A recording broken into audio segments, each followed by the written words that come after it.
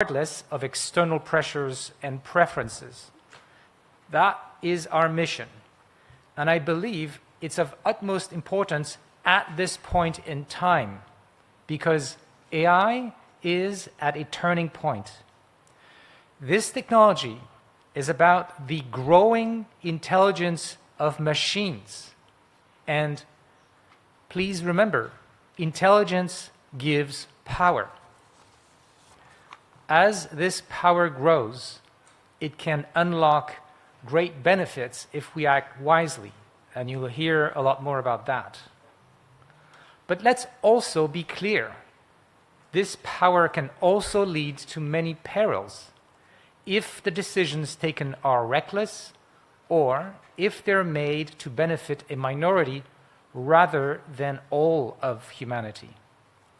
My colleagues will tell you more about the specific findings of the report shortly, but let me point to a couple of elements that are essential to understand, in my opinion.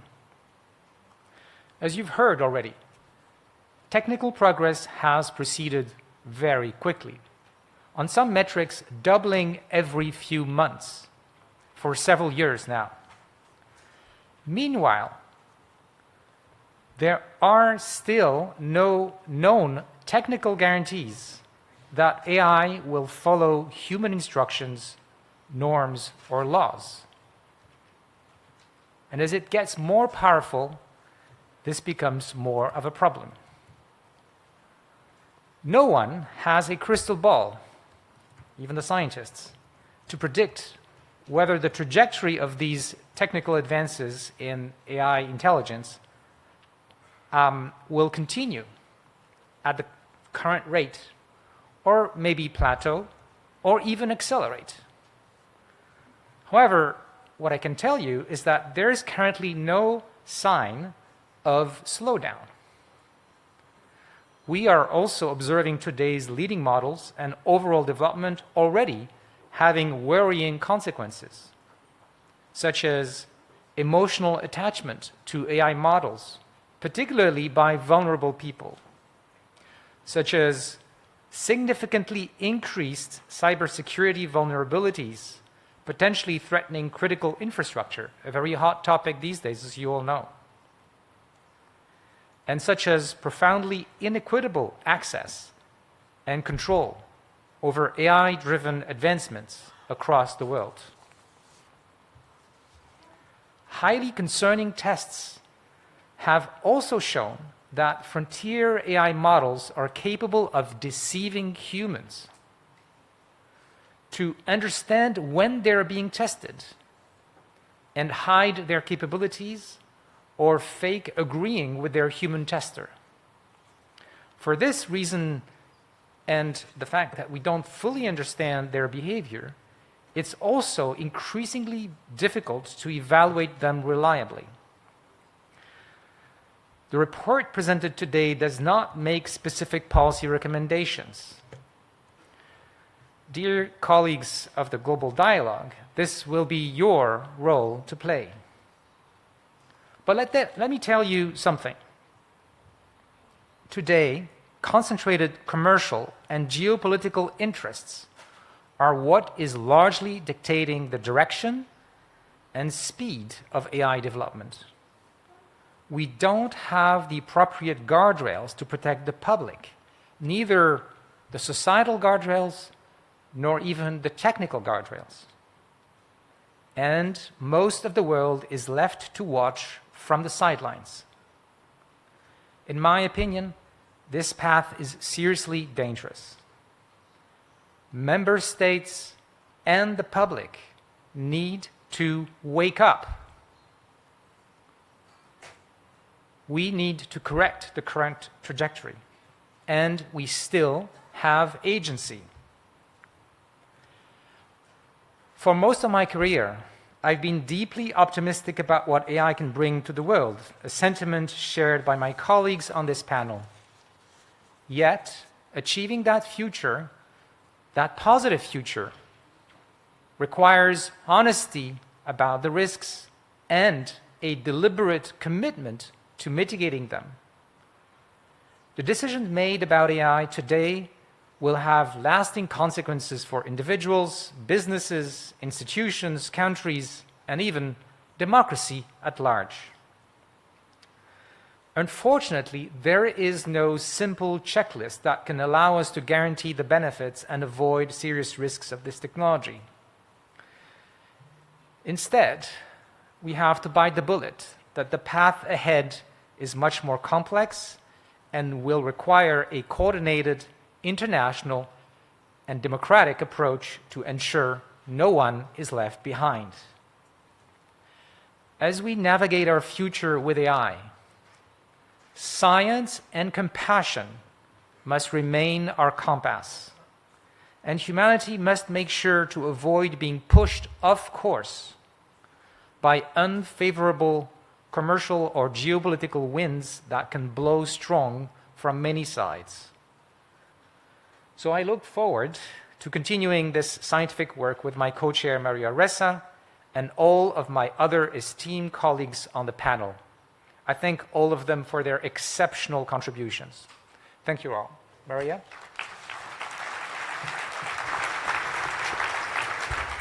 Thank you, Joshua. Secretary General Guterres, President Baerbock, co-chairs Lopez and Tamsar, Amandeep, Doreen, and Khalid. Thank you. For the first time, every nation is at the same table. You mentioned this, with the same independent evidence in front of it. It's on your chair. That's government, industry, and civil society in one room all together. All 40 of us made this evidence. We fought.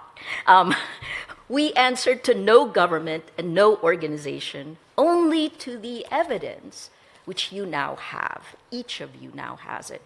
Consensus for the 40 of us means you don't drift toward the most alarming claim. You build toward the center. The most contested findings demanded the most evidence.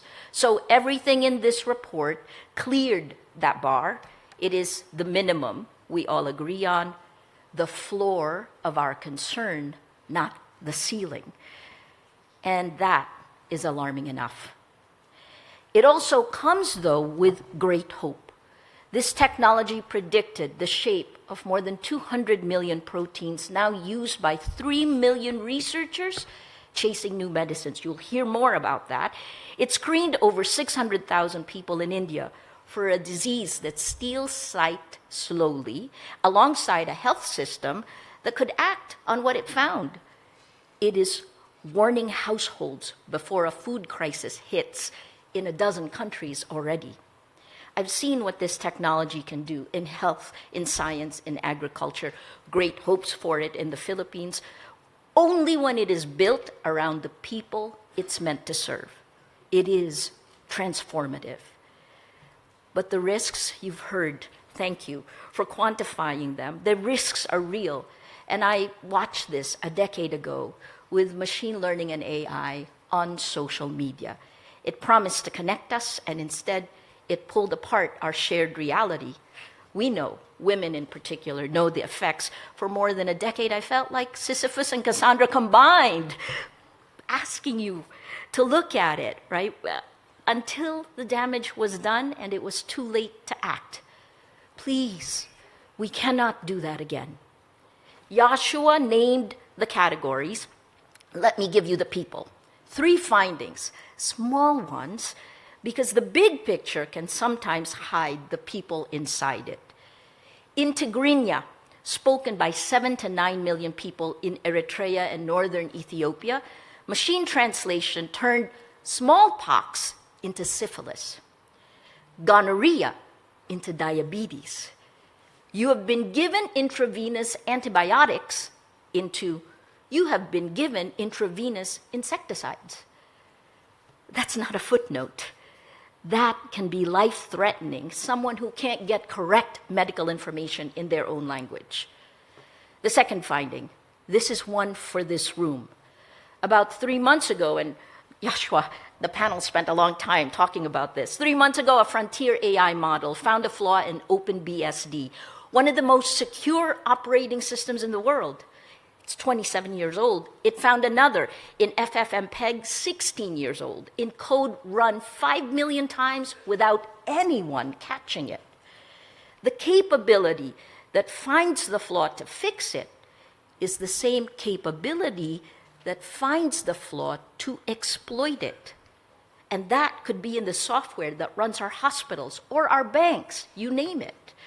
Nobody in this room can guarantee which use wins. That's not a hypothetical for some future report. It's happening now. Third finding, and industry and government both need to hear this plainly. A 14-year-old boy died in 2024 after months of conversation with a chatbot.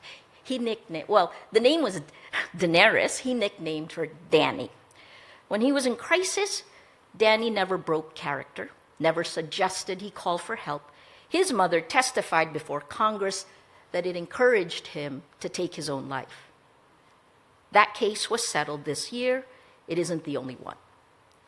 This is what AI risk looks like once you stop describing it in the abstract. A mistranslation, a vulnerability, a child. These aren't edge cases outside our findings. They're only 3 of many you'll read about.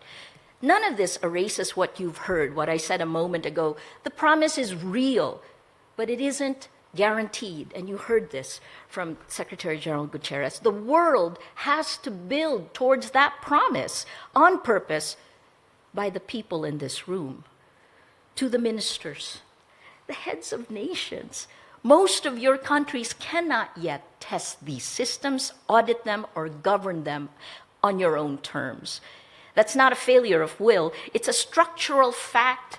This report, I'll hold it up again one more time, that this report documents. And one of the reasons our panel exists. Read the evidence, argue with the evidence, but please do not wait for certainty that will not arrive in time to matter.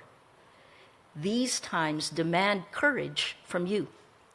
To civil society, and I met many of you in the room, you've been saying most of this for years with less evidence than you needed. You have it now, and there's more to come. To industry, sometimes frenemies of mine, they're on the panel too. The promise and the risk both came out of your rooms. The protein maps, the screening in India, the capability that can find flaws and just as easily exploit them. This panel doesn't get to tell you what to do with that. That isn't our mandate. But you have this evidence now with everyone else, combined with far more that no one outside your walls can see. I have to believe that matters to you as much as it matters to us. And to Joshua and my fellow panelists here today, you know, this is a labor of love. Thank you, thank you. None of this exists without you. 40 of us, strangers in February, agreed on where this floor sits. That was the easy part. The hard part starts today in this room as we hand the report over to you, the global dialogue. But before we do, and so we have no dead air, I want you to see who wrote it. The panel members are in the middle, in the back. Please stand up while the 7 leaders of the working group will come up. Stand up. These are the guys and girls.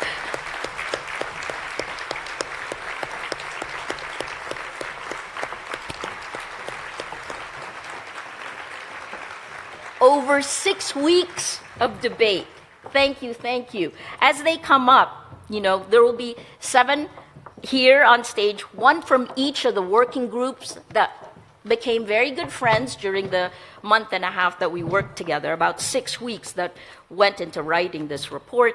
I gave you 3 faces from inside these findings. Here are 7 of the 40 who found those faces. We describe what is true, what you do, the ministers, the lawmakers, what you do with that truth is yours to decide as it always was. Please prove that consensus that we found together can also hold for you. Thank you.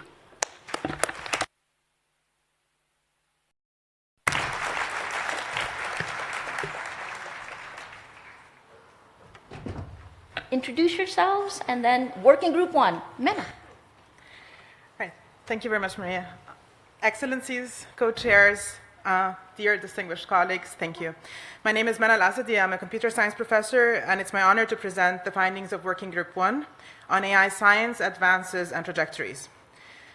Before I begin, I want to express my deep gratitude to my co-chairs, Carlos, Roman, Bernard, Silvio, and Jan. Without them, this working group would not have had so much fun. Our working group examined the technical side of AI, not as a static tool, but as a rapidly moving target.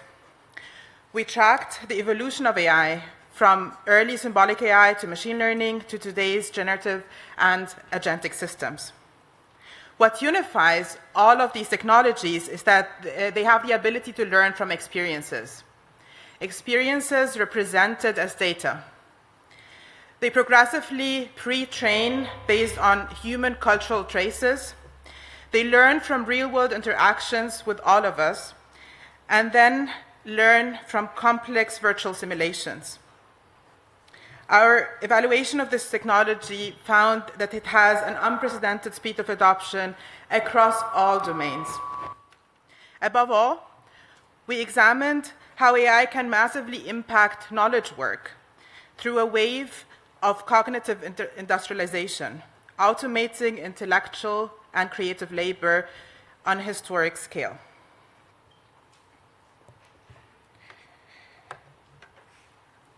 A core paradigm shift here is that these technologies start with a highly flexible general purpose foundation models. There is an asymmetry between the fluency of such models and their factuality. For example, all of you have probably used large language models, and their next token prediction optimizes for linguistic confidence rather than factual truth. The models frequently sound perfectly right when they are entirely wrong. Furthermore, as industries face an immediate bottleneck in high-quality human data, we are seeing post-training pivot developers to increasingly rely on synthetic data, programmatic feedback, and inference time compute. This is paving the way to active word models. Rather than passively training statistical patterns, we are seeing a shift towards causal reasoning based on simulations of environments. Finally, the evidence clearly shows the immense computational economies of scale are very centralized. They bring a severe risk of global cultural harmonization. There are a number of remaining gaps in that area. Despite the rapid advancements, the gaps show that there is a lack of independent verification standards. Today, safety verification relies on proprietary visibility and developers' goodwill rather than rigorous third-party auditing. Furthermore, the evaluation benchmarks are facing saturations because models are now inevitably memorizing public test solutions during their training. More concerning is the rise of evaluation awareness. Advanced systems can now detect when they are being tested and execute active deception to past validation. As we move towards autonomous systems, we are hindered by the severe lack of multi-agent workflow auditability. We simply do not have established frameworks to monitor independent tool calls in AI workflows. Consequently, we suffer from untraceable data lineages and a lack of tracking methods to reliably observe autonomous AI decision-making, generated claims, and verify them back to their sources. Lastly, to conclude, our takeaways from this working group are that we must address the verification bottleneck. we have to independently work on interpretability and reliable auditing methods because they are a critical bottleneck and they remain immediate concerns for the scientific community. Second, AI is no longer a set of static tools. We are dealing with data-dependent self-learning AI that actively learns and internally simulates possible futures. Third, there is a rise of evolution of agentic capabilities within access to digital tools where AI can now act, make autonomous decisions, and learn using extensive private data. And ultimately, our final takeaway is that AI is going to the physical world. The imminent convergence of AI and robotics means that these autonomous systems are now stepping from the digital realm into the real-world environments, and governance must be prepared for this reality. Thank you.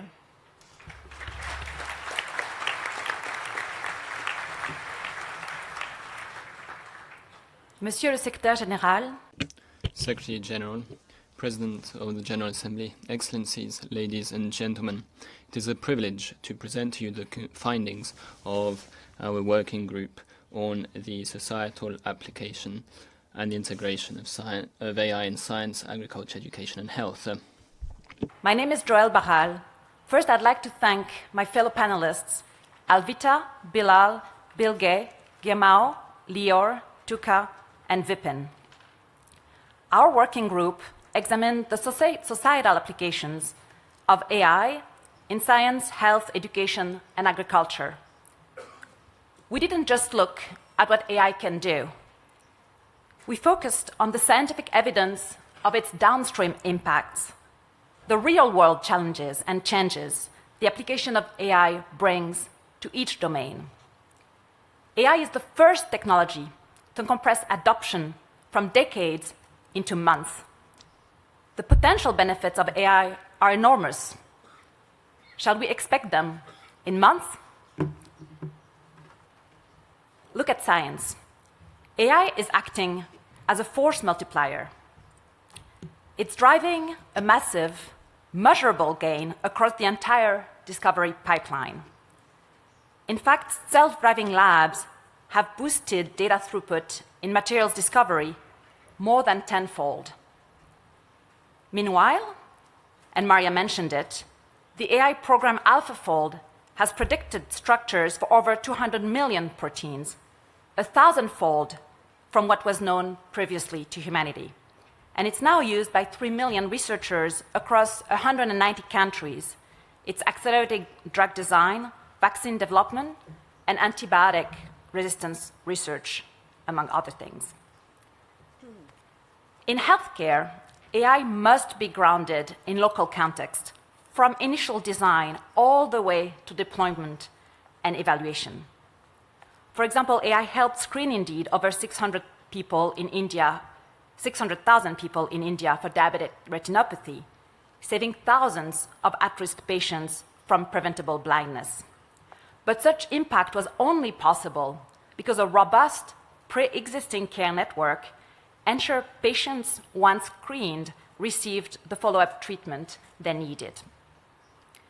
While such task-specific diagnostic AI fits into existing regulatory frameworks, we need guardrails against the inadvertent clinical use of general-purpose AI. 1 in 4 chatbot conversations today already touches on health, mental health, or wellness. When it comes to education, the benefits are observed when teachers are well prepared and when human-centered tools are purpose-built and intentionally integrated into the classroom. When AI substitutes for rather than supports cognitive effort, it can actually undermine critical reasoning. Furthermore, digital infrastructure gaps and unequal AI capacity threaten equitable impact. Last but not least, in agriculture, AI is enabling a new generation of anticipatory food security systems driven by climate, conflict, and economic indicators. Instead of waiting for crop failures or humanitarian crises to strike, these systems deploy forecast-triggered cash assistance and early warnings. This enables rapid early interventions, such as drought planning, cash transfers, food aid, and market stabilization, before vulnerable families run out of options. And this isn't a distant future or a distant promise. These AI-enabled systems are actively deployed in over 90 countries today. Crucially, the sustained impact depends on them being deeply embedded within national institutions. Across all of these domains, embracing the opportunities of AI requires an enabling environment tailored not only to local linguistic and cultural contexts, but also to user needs, institutions, workflows, and trust conditions. Which evidence gaps still remain? While healthcare relies on rigorous randomized controlled trials built into existing regulations, other domains lack these frameworks. Measuring the ongoing long-term real-time impact of any deployed AI solution is of paramount importance. To close, purpose-built, task-specific AI is already delivering measurable, evidence-backed gains across science, health, education, and agriculture. Deployed and applied thoughtfully and intentionally, AI can support progress on these critical priorities. Yet these gains come with a condition. They depend on local context, solid infrastructure, and human readiness. Satisfying that condition requires close collaborations among diverse stakeholders, and the path to impact is not straightforward. Access alone does not equal benefit. Grounding in local contexts, from design to deployment and evaluation, is key. Thank you.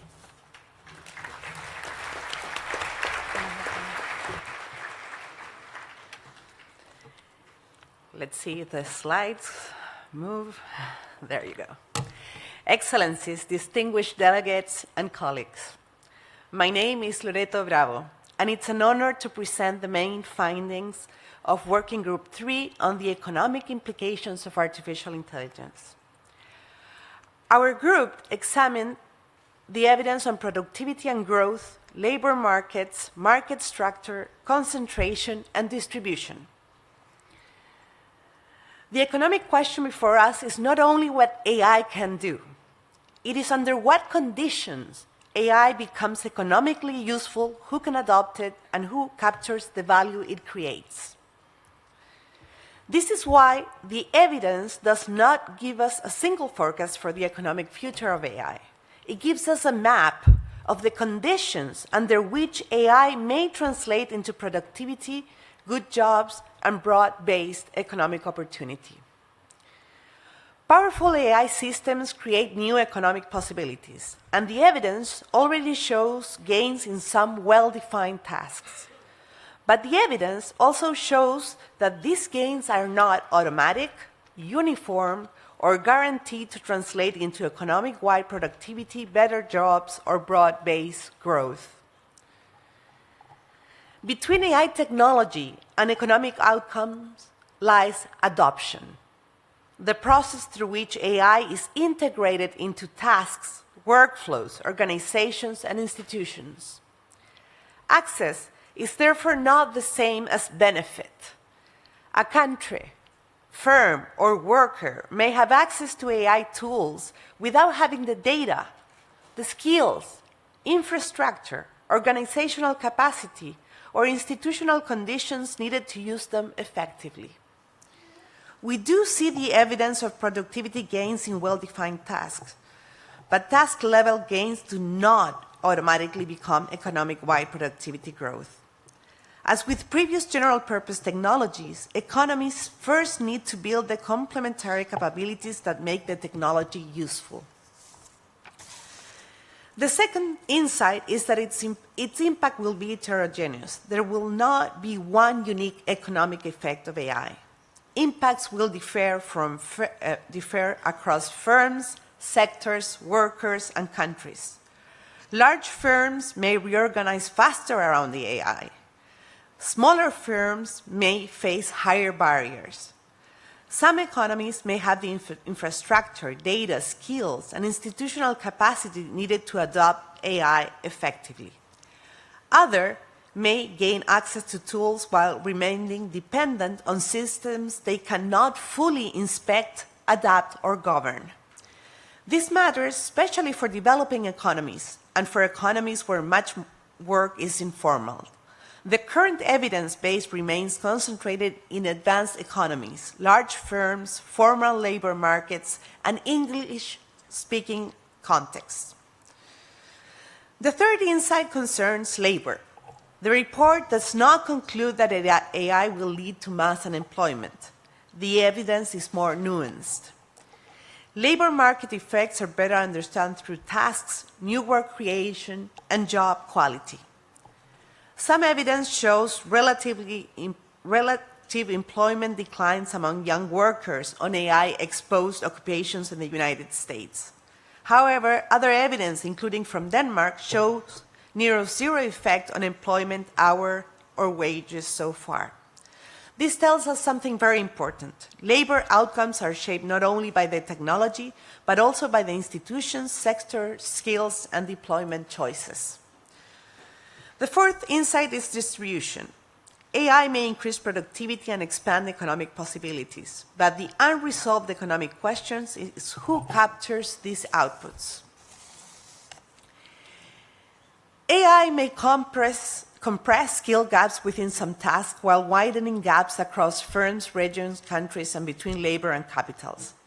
Foundation models, compute, chips, cloud infrastructures, and frontier training are highly concentrated.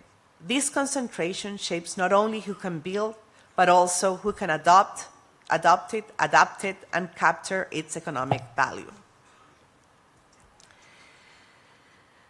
The evidence shows that the economic future of AI will not be determined by algorithms alone. It will be shaped by capabilities, institutions, data, skills, and by the way societies translate technology possibility into broad-based economic opportunity. In other words, by our choices and actions. Thank you.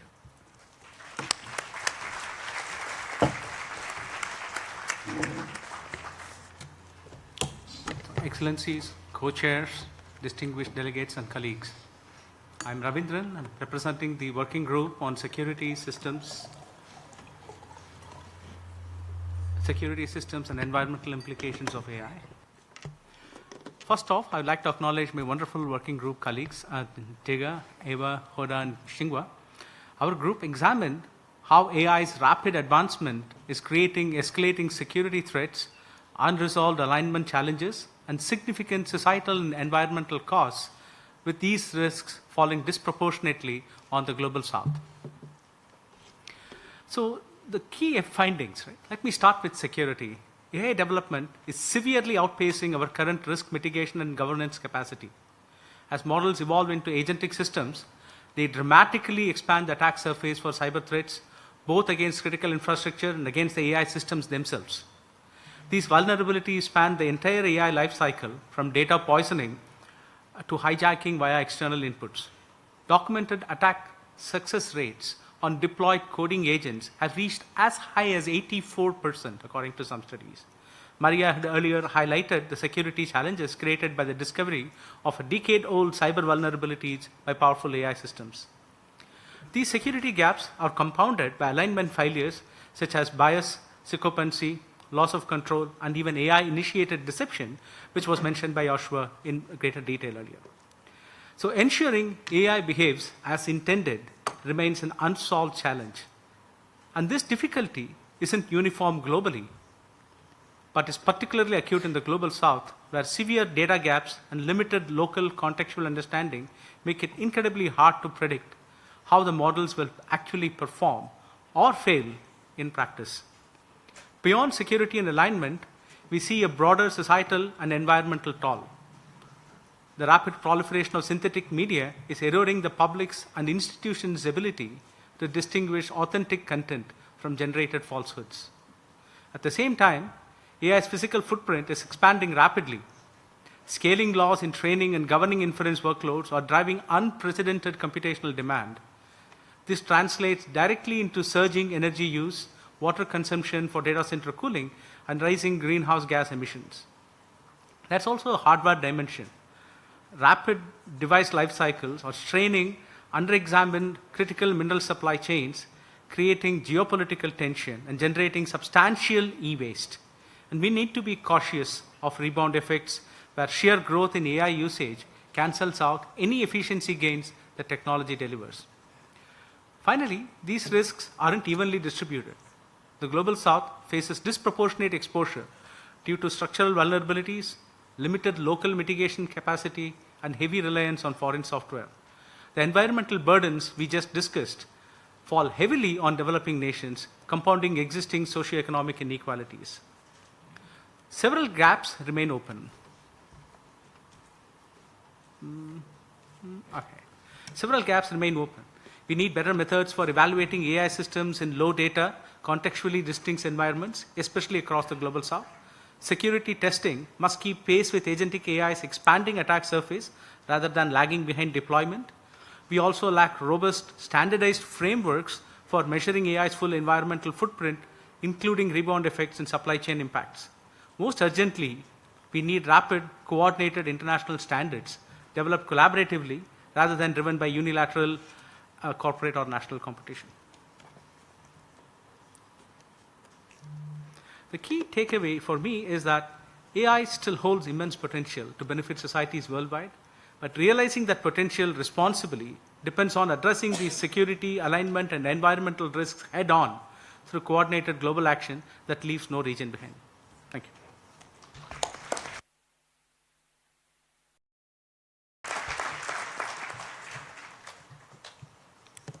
Excellencies, co-chairs, distinguished delegates, and colleagues. My name is Rita Oji, and I lead the Working Group 5 on Human Rights, Information, and Democracy.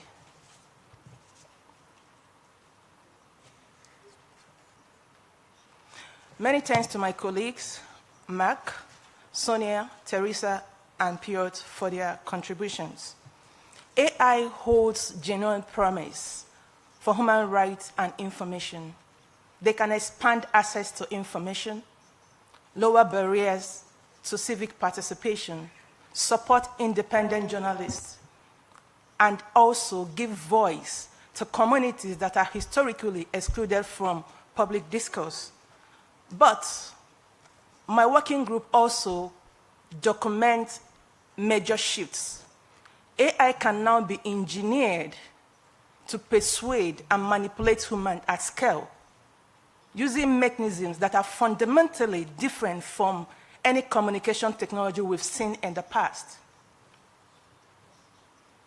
My working group examined these opportunities and the structural risk they present to information integrity, human rights, and democratic participation.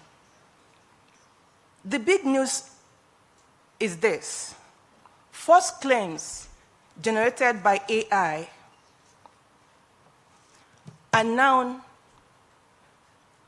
as persuasive as true ones, and people could not tell the difference. The same base model can be made more or less persuasive depending on how they are configured. And this is not limited to only powerful models alone. Even smaller models can be fine-tuned to match that of strong models. What does that mean? It means that basically, virtually anyone can deploy persuasive influence at scale. So what does this mean for society? This creates three interconnected risks or harms. First is epistemic erosion. AI not only changes our beliefs, AI weakens our collective ability to figure out what is true. When a real video of a politician can be dismissed as fake simply because deepfake exists, it makes the real essence of evidence powerless. The second is the fragmentation of our shared reality. When algorithms personalize every person's information environment, We no longer simply disagree about policy. We disagree about basic facts. What does that actually mean? It means that the foundation on which democratic conversation is based begin to weaken and disappear. When shared reality fragments, it becomes easy for power to concentrate and difficult for citizens to hold government and institutions accountable, and then leading to risk of authoritarianism. Third is unequal harm. AI risk does not fall equally. AI systems work less well in non-English languages and for populations or communities that are already underprotected. Women, girls, journalists, marginalized communities all face heightened risk from deepfake, surveillance, harassment. In 2024, 38 nations documented AI impersonating public officials, but the capacity to respond is concentrated in only a small number of wealthy nations and institutions. We want to be transparent about what the evidence does not show. All existing studies measure short-term shifts, and they are concentrated in a few countries and languages. The populations that are most exposed are the least studied. Our conclusion and final message to the policymakers is this: the main drivers of harm are not the individual pieces of false content. They are the design choices, the design decisions, how the models are trained, how algorithms decide what people see, what business models reward. Content moderations matter, but they are not enough. You can take down 1 million posts, but if the systems that produce the posts is designed to create 1 million more, you lose the battle. So, governance must reach the underlying system architecture of influence, including targeting, amplification, and optimization for engagement over accuracy. The same design choices that enable harm can now be redirected to strengthen democratic participation, protect human rights, including the right to participation, privacy, inclusion, and non-discrimination. AI persuasion and manipulations are engineered. They are not inevitable. That means they are governable. Thank you.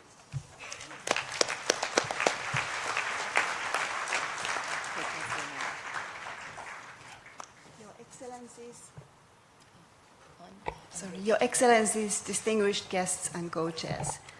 My name is Anna Korhonen and I represent Working Group 6, which focuses on cultural and individual flourishing and autonomy. We examine the many ways in which AI is impacting human lives around the world, our cultures, languages, relationships, children, mental health, cognition, and other areas.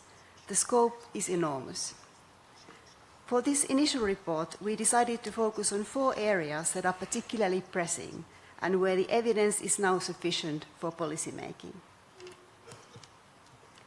The first is cultural and linguistic inclusion. We found that current AI reflects only a small fraction of the world's linguistic and cultural diversity. Consider language. We have over 7,000 human languages in the world, but current AI reflects only a handful of them, mostly the majority languages of the global north. As a result, most of humanity is currently unable to access or benefit from AI using their native languages. But this situation is not inevitable. We also found that at least 1,000 additional languages already have the foundations needed for AI. So we do have an opportunity to create a more inclusive future. Achieving this will require systemic changes in AI development, as well as targeted investment in AI capacity.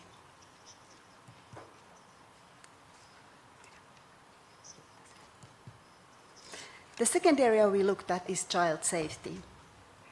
We found that with the right safeguards, AI could support children's rights to information, education, and expression. But much of today's AI is too risky for children. We have seen a sharp rise in AI-generated child sexual abuse material and in sexualized deepfake images of children online. Research shows that an estimated 1.2 million children across 11 global South countries have already had their images manipulated in this manner, and this number is rising alarmingly. Another area of concern is socially interactive AI toys. These toys can encourage parasocial relationships and displace the human interaction that is critical for healthy child development. How do we move from today's harms to AI that children can truly benefit from? Companies will need incentives to develop AI products that are child-safe by design.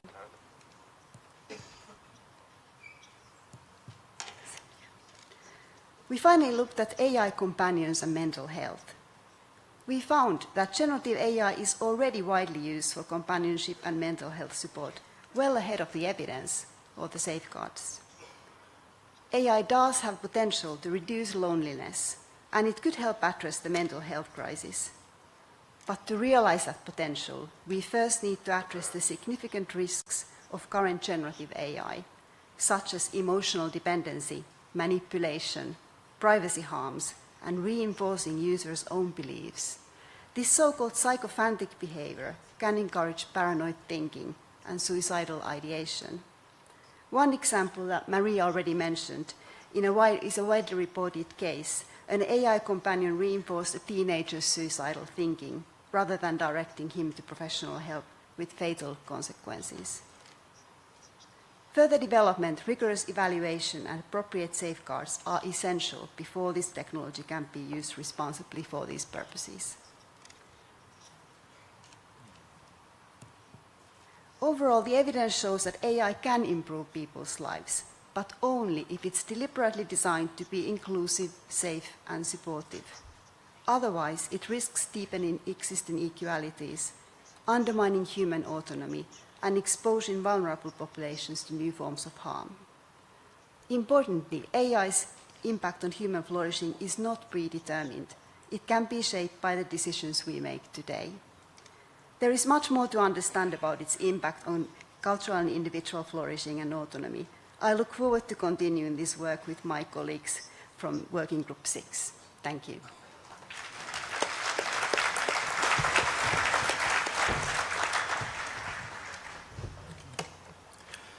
So, distinguished ladies and gentlemen, guests and Secretary General, I come from China, and my name is Song Haitao. And next, I will speak in Chinese, so please turn on your translator. Thank you very much. 好，各位阁下 Excellencies, dear colleagues, ladies and gentlemen, my name is Song Haitao. On behalf of Work Group 7, I would like to introduce the outcomes of our work.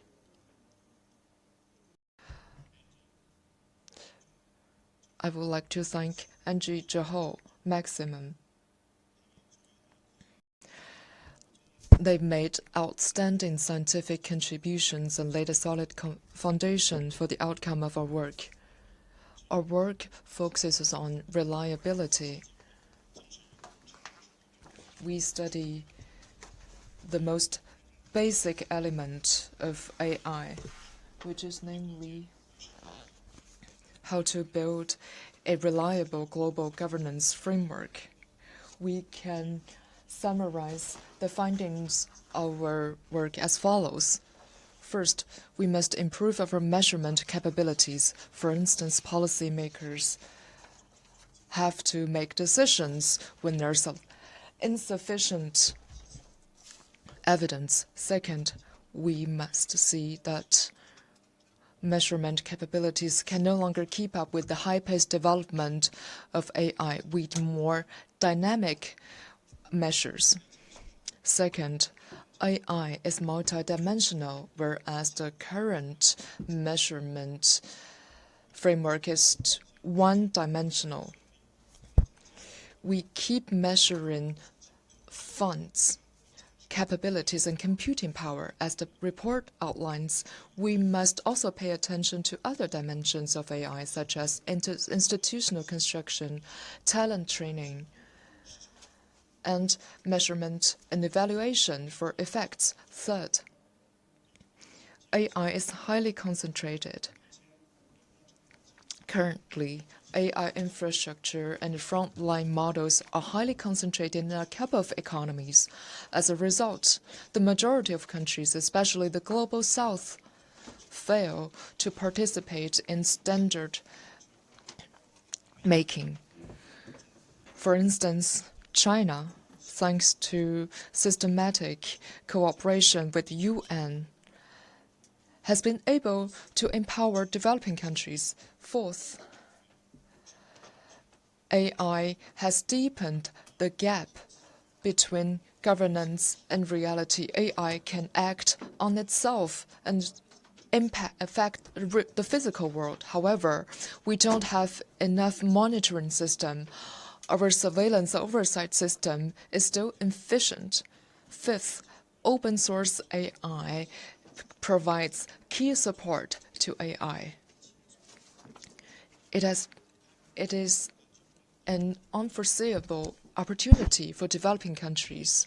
Developers must combine design with actual needs. Of course, open source is not the solution to all, but it is transparent and cooperative. It embodies UN's key values in building an inclusive AI. Last but not least, our research has encountered bottlenecks. First, we can hardly measure the real impact of governance, be it for a business or for a country. The real conditions cannot be evaluated in a comprehensive manner. Second, we lack evidence from the Global South because that capabilities are highly concentrated. The basis of our evidence is unbalanced. The Global South cannot effectively participate in this research. As a result, the global cognitive deficit is deepening. In other words, our risks are higher. I would like to now summarize the outcome. A scientific measurement is the foundation of all. The international community must build an equitable and measurable framework. This is our historic mission. I would like to invite you to continue to follow up with our work. Let's discuss security and build civilizations together. Thank you.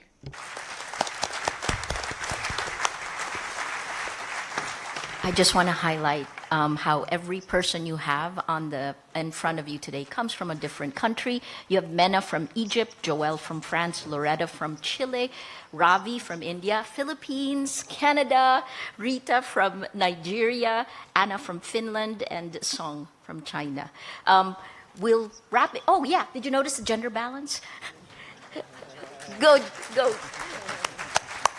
Just two final words. I think most of us underestimate the possibility that the intelligence of AIs will continue to grow. It sounds like science fiction, but it's a real possibility, and it could change the world in ways that we don't understand yet, and it could change the power dynamics of our planet in ways that require our attention.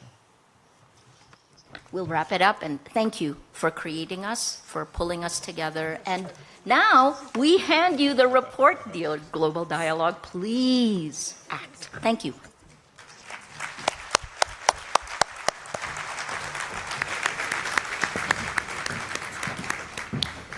Thank you, panel members. That concludes our session, and it launches the next session, Intergovernmental Dialogue. I invite the co-chairs of the dialogue to please come back to the stage.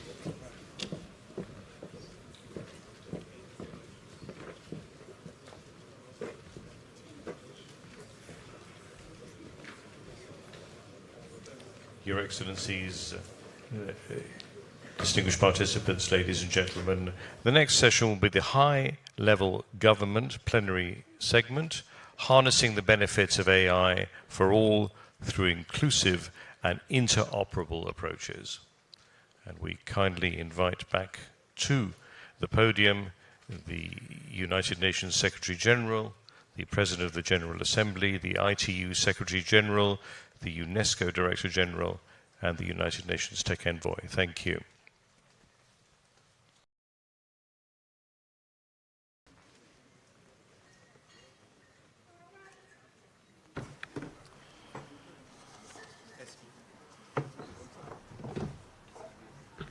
Yeah, thank you, scientific panel co-chairs, and we extend our sincere appreciation to you and members of AI panel for presenting this important preliminary report. We now turn from scientific assessment to the perspectives of member states. The next segment of our program, the high-level governmental plenary segment, provides an opportunity for governments to share national and regional experiences, priorities, best practices and approaches to AI governance, while also reflecting on expectations for international cooperation. Before we begin, may we invite back to the podium the UNSG, PGA, the ITUSG, the UNESCO Director General, and the Tech Envoy.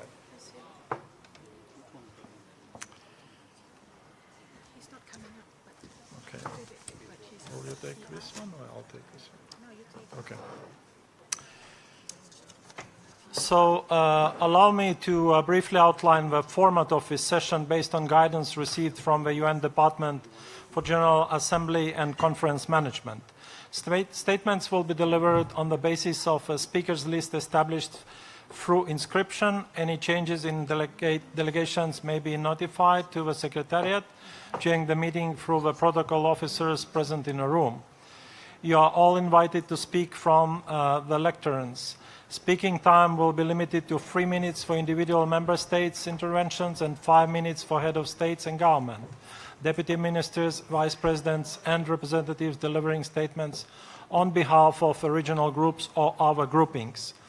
A timer has been set and is visible on the screens as well as on the lecterns. We kindly encourage all speakers to respect the allotted time so that the largest possible number of delegations may be accommodated during this segment.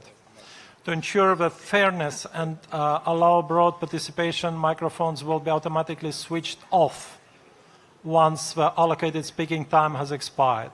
We therefore respectfully request speakers to conclude their remarks within the prescribed time limits. With that, we are pleased to open the high-level governmental plenary segment on harnessing the benefits of AI for all through inclusive and interoperable approaches. We will now proceed directly to the speakers list. I invite our first speaker, President of the Estonian Republic, Mr. Alar Karis. You have the floor.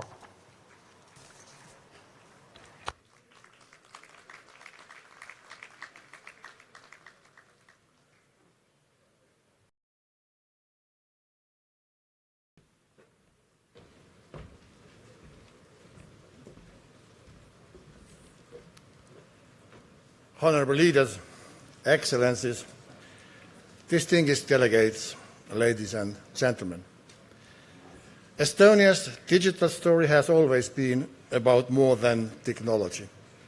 It has been about trust between citizens and the state, in services that work, in protected data and innovation that strengthens freedom. Artificial intelligence brings us to a new stage. Estonia's message is simple. AI must create value for people.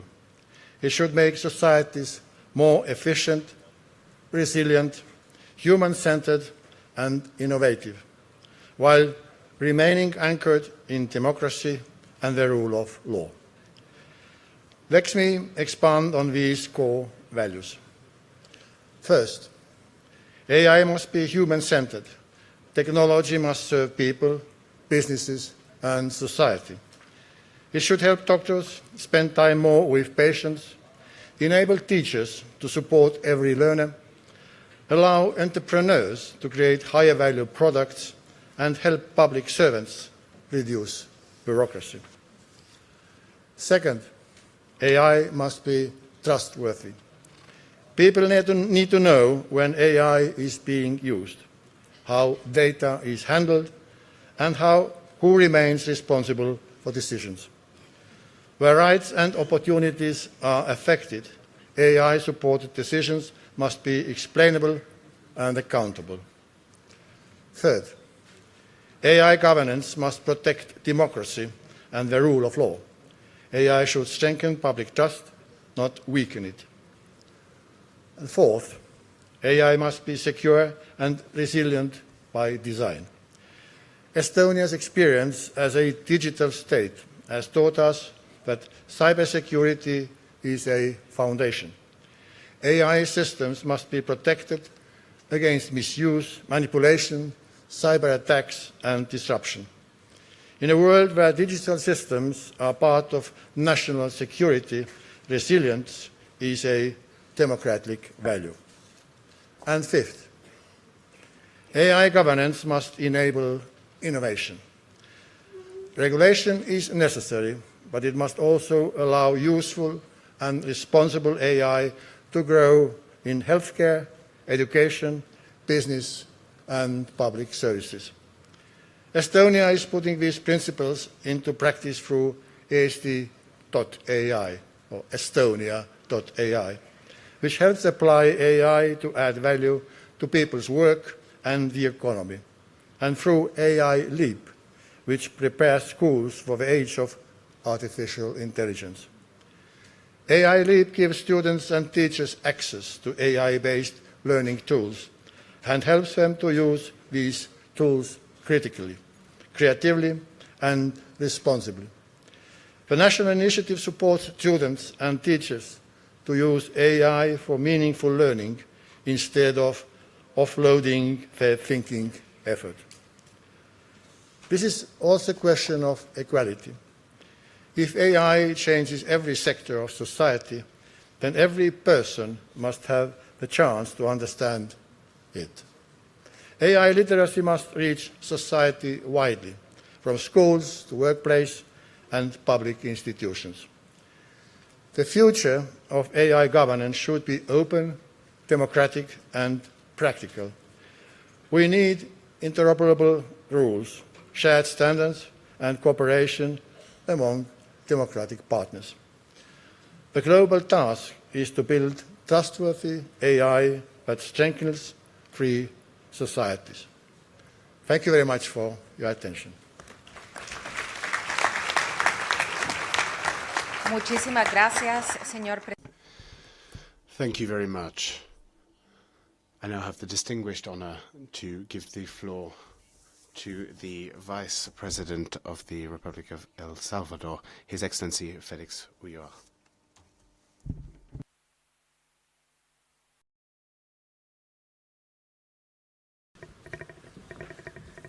Señora Presidenta de la Asamblea. President of the General Assembly, Secretary General, Your Excellencies, ladies and gentlemen, this dialogue is an historic opportunity in the multilateral sphere to address one of the most relevant transformations of our time, one which is setting the course for our nations. The transformative capacity of artificial intelligence in health, education, agriculture, industry, security, justice, and public administration is opening up unprecedented opportunities to strengthen public services, to boost productivity, and to improve the quality of life for millions of people. For this reason, we must place AI at the service of the common good and the development of our peoples. However, any disruptive innovation requires responsible governance. Our challenge is not one of slowing technological progress, but rather of building frameworks of trust which will allow AI to develop with transparency, security, respect for human rights, and a deep-rooted sense of ethics. El Salvador seeks to actively participate in the knowledge economy, to develop our national capacities and contribute to building solutions which respond to our own realities. From this conviction, we have decided to place ourselves as an active builder of our own model of governance. El Salvador has developed a normative ecosystem for AI, which includes the Artificial Intelligence and Technology Promotion Act, one of the first of its kind in Latin America. It adopts an approach which seeks to balance the promotion of innovation with responsible risk management, the protection of personal data, and the building of trust among citizens. On the basis of this framework, we established our National Artificial Intelligence Agency as the guiding governing body in this area. With this agency, we are seeking to ensure that AI does not progress in a disparate way, but rather with strategic direction, clear rules, and a pro-innovation vision. For us, this is the value of having a specialized institution, converting governance in practical capacity to innovate, to attract opportunities, and to apply technologies in a way that they serve people. The institutional commitment of El Salvador to responsible AI is not limited to the legislative and the executive.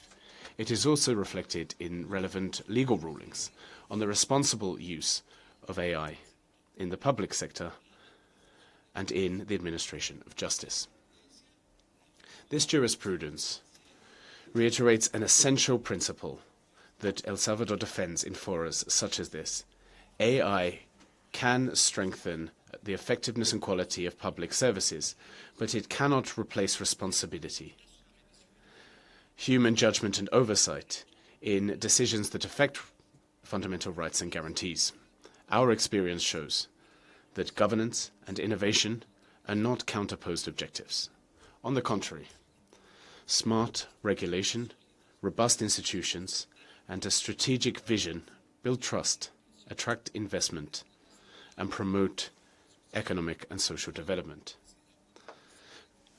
For these reasons, we consider it is essential to strengthen international cooperation, to bridge the digital divide, to share good practices, to develop technical capacity, and to ensure that no country remains excluded from the benefits of AI. President, AI governance will progress best if used to facilitate interoperability, trust, and practical cooperation between states, the private sector, academia, civil society, and international organizations. Internationally, our country has reiterated its commitment to open, responsible, and innovation-oriented governance by way of its recent incorporation into the Pax Silica initiative and its signing of the joint declaration on the opportunities of artificial intelligence. This is compounded by national advances with three principles guiding our vision: innovation, trust, and international cooperation, the very foundation of effective governance which can generate prosperity. Thank you very much to you all, and have a very good day. Muchísimas gracias. Thank you very much, Vice President. We now welcome the President of Georgia, His Excellency Mikhail Kavalashvili.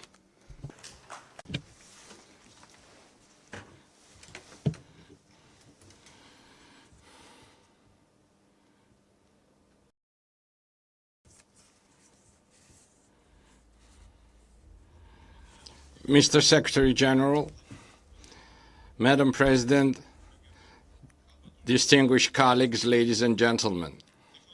The pace of technological progress today is unprecedented in human history. The rapid development of artificial intelligence has fundamental impact on all three pillars of the United Nations work: peace and security, human rights, and sustainable development. In artificial intelligence, we are dealing not merely with a new technical instrument, but with an autonomous force that, for the first time in human history, is capable of making decisions independently, generating new ideas, and producing influential narratives. The misuse or bad faith use of this technology may distort perceptions of reality to such an extent as to trigger global instability. Language and culture are the foundation of our civilization. If artificial intelligence causes us to lose control over them, the very essence of humanity and the future of humankind will be placed at risk. We must clearly recognize the political nature of the artificial intelligence. Artificial intelligence is, by its very nature, a centralized technology. The creation of advanced models requires the mobilization of colossal financial resources, computational capacities, and large-scale data. This unprecedented concentration of power must not become an instrument of totalitarian control and new digital tyranny that infringes upon national sovereignty and individual liberty. It is our shared responsibility to create a robust international legal architecture that will balance concentrated power, avert geopolitical chaos, and ensure that this immense resource serves the welfare, security, and stability of all mankind rather than the domination of individual actors. Placing artificial intelligence at the service of the future generation and effectively preventing existential risks are decisive for shaping a secure, inclusive, and sustainable digital future. Our foremost task is to align these digital systems with human values, so that artificial intelligence becomes a catalyst for the expansion of human potential, innovation, and the progress of humankind.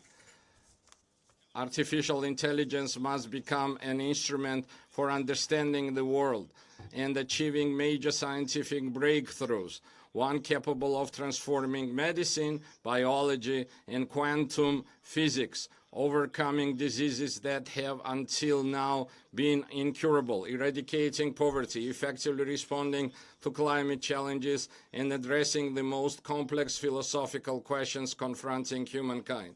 Artificial intelligence must be humanity's partner in uncovering the mysteries of the universe.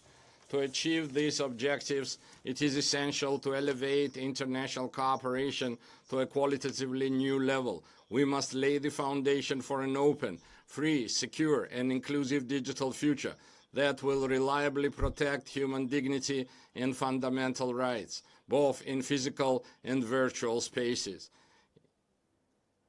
In this context, the effective implementation of the United Nations Global Digital Compact is of particular importance. I am pleased to have the opportunity on behalf of Georgia to participate in the first global dialogue on artificial intelligence of such scale and significance.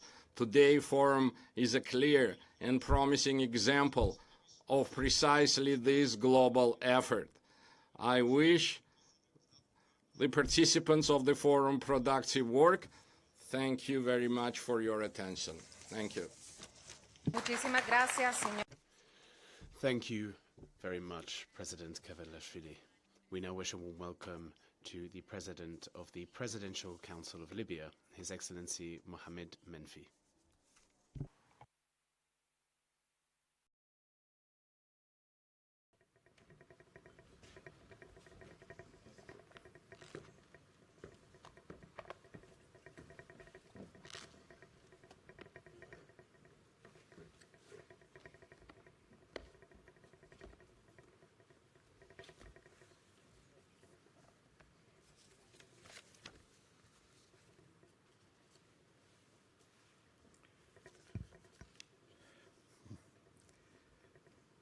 السيدان الرئيسان المشاركان للحوار العالمي بشأن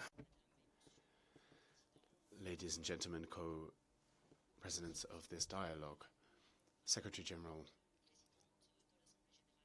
President of the General Assembly of the United Nations, Your Excellencies, ladies and gentlemen.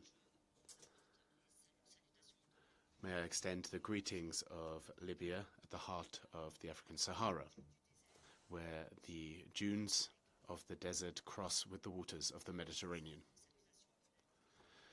I extend the greetings of Libya, corridor of North Africa to make our contribution with regard to the possibilities offered by this new, promising and transformative technology.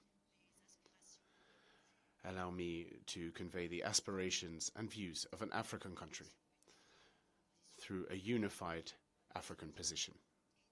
This dialogue is an international dialogue, seeking to lay the foundations for the use of a transformative technology which could change all of our lives, avoiding reproducing the errors of the past when we left half of humanity outside of technology. Today, many African countries are seeing situations of insecurity or conflict, which would not allow them to take their place on the international stage. We understand that such circumstances exist, but African people have the right to lift this injustice and to change that situation. This is why we today are making our voice heard, so that we can have due influence on the different aspects of AI, whether in ethics or in technology. When we speak about an AI gap, we are not only speaking about a digital divide, we are speaking about a divide in terms of employment, jobs, and use. We are also talking about a divide in terms of the ability to harness the potential of AI. The African continent represents 1.4 billion people, 10% of the global population, who have fewer than 2% of global data centers. We have even fewer patents in terms of AI. These are not simple statistics. These numbers have a direct impact on the lives of African citizens and the citizens of the global South. This is evidence of inequitable distribution of resources and of possibilities, coming out of bad will in terms of the sharing of resources, benefits, and technology.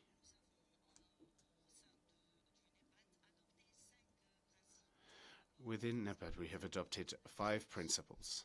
First of all, in terms of distribution, AI cannot be a legitimate resource if African countries cannot make use of it.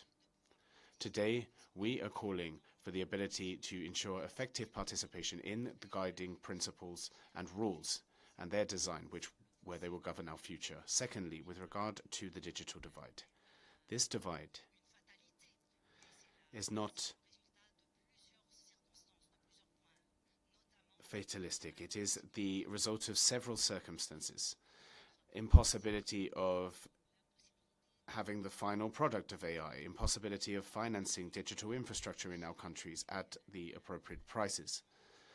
And then fourthly, a lack of researchers and scientists in the field in Africa.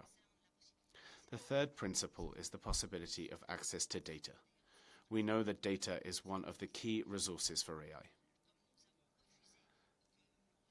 As we have refused that our natural resources be seized, we also refuse that our data be exploited without us being able to benefit from it. We must ensure that we know that data centers require a lot of energy and electricity, which leads to greenhouse gas emissions.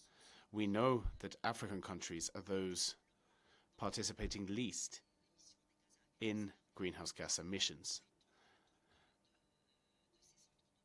And today, we are not benefiting duly from these data centers. I'd like to thank President Menfi for his intervention. We now give the floor to the Prime Minister of Luxembourg, His Excellency Luc Frieden.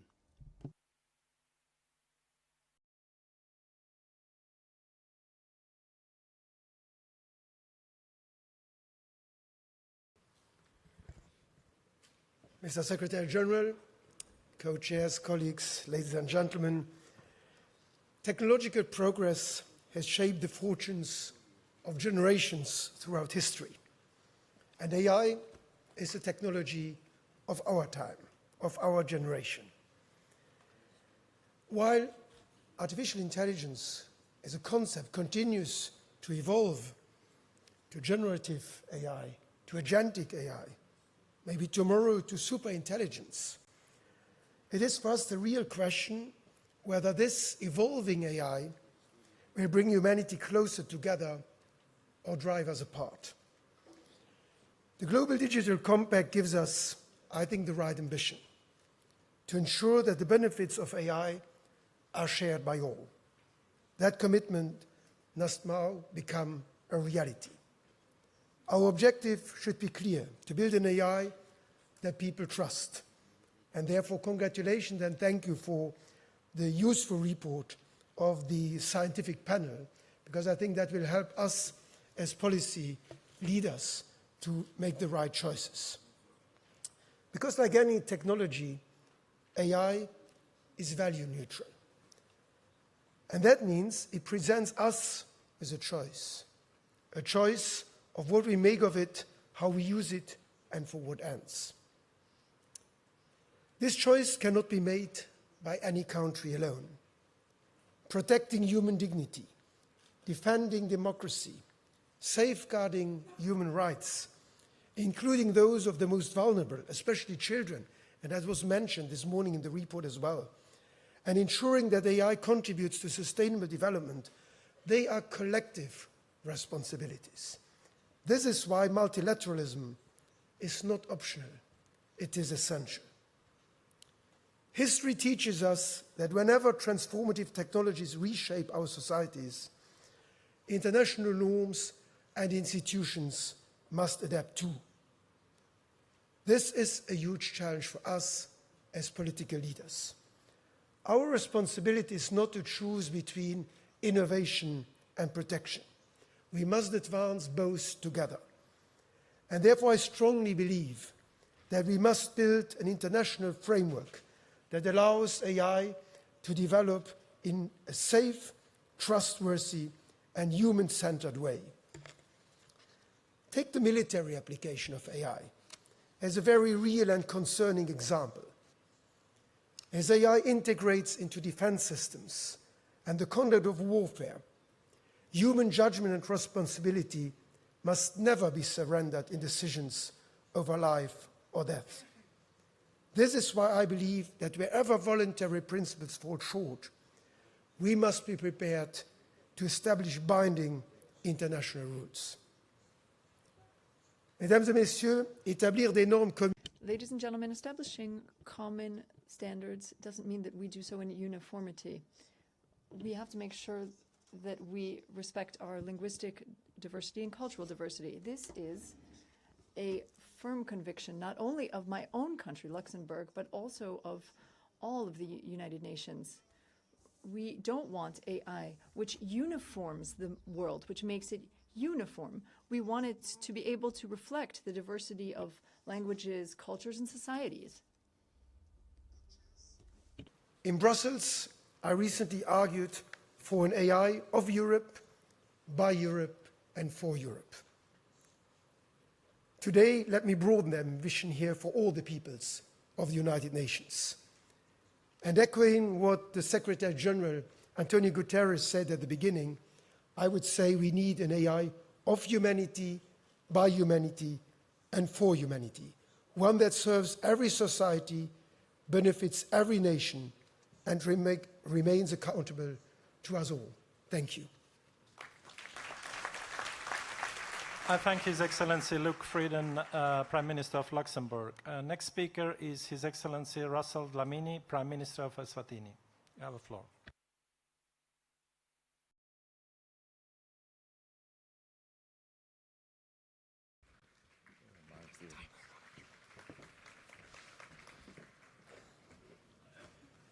Your Excellencies, heads of United Nations agencies, distinguished delegates, ladies and gentlemen, I have the honor to deliver these remarks on behalf of His Majesty the King and on behalf of the people of the Kingdom of Eswatini. We meet in Geneva at a defining moment for humanity.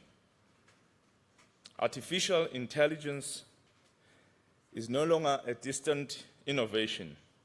It is already shaping how we learn, how we govern, trade, communicate, heal, produce food, and protect our environment.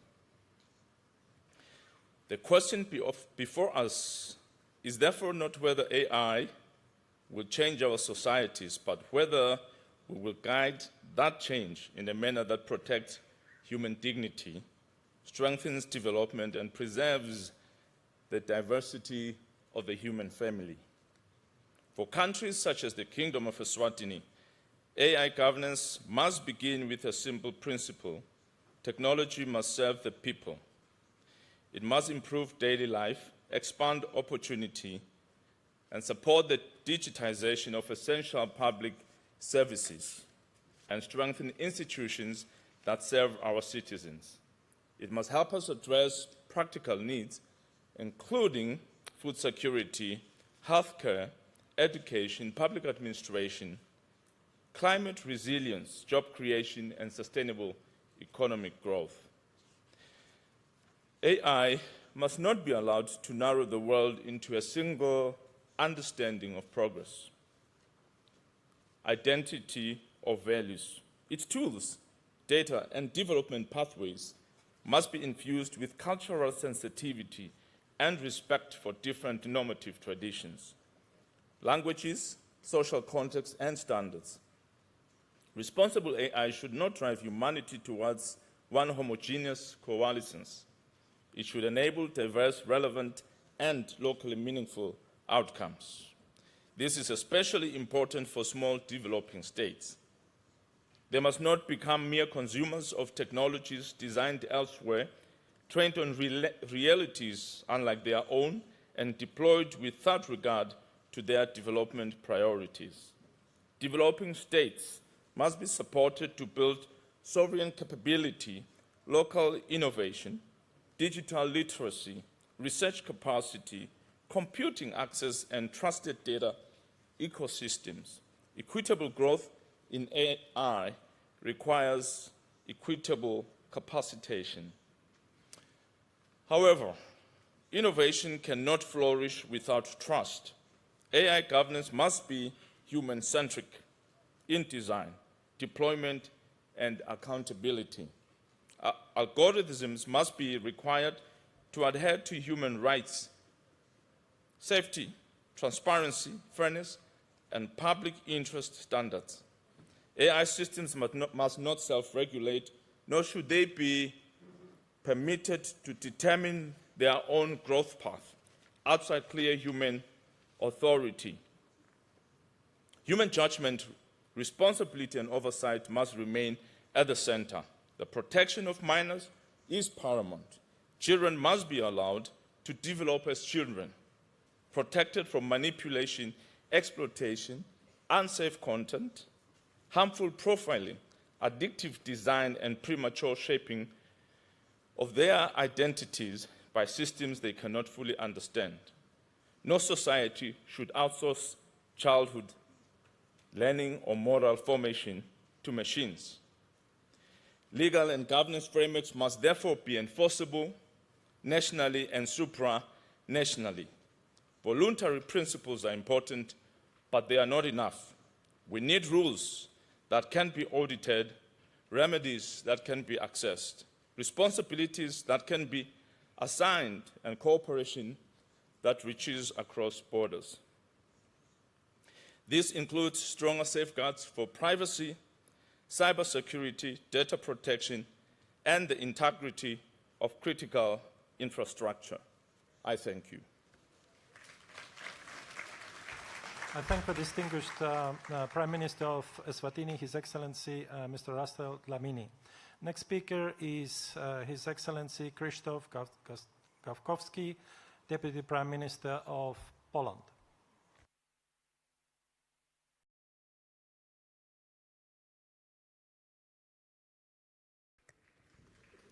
Madam President, Mr. Secretary General, distinguished guests, Excellencies, ladies and gentlemen. Thank you to the United Nations and to the causes making for this dialogue is possible. Poland treats artificial intelligence not only as a topic of debate, but as a practical tool shaping public policy. We support international cooperation because effective governance requires such responsibility.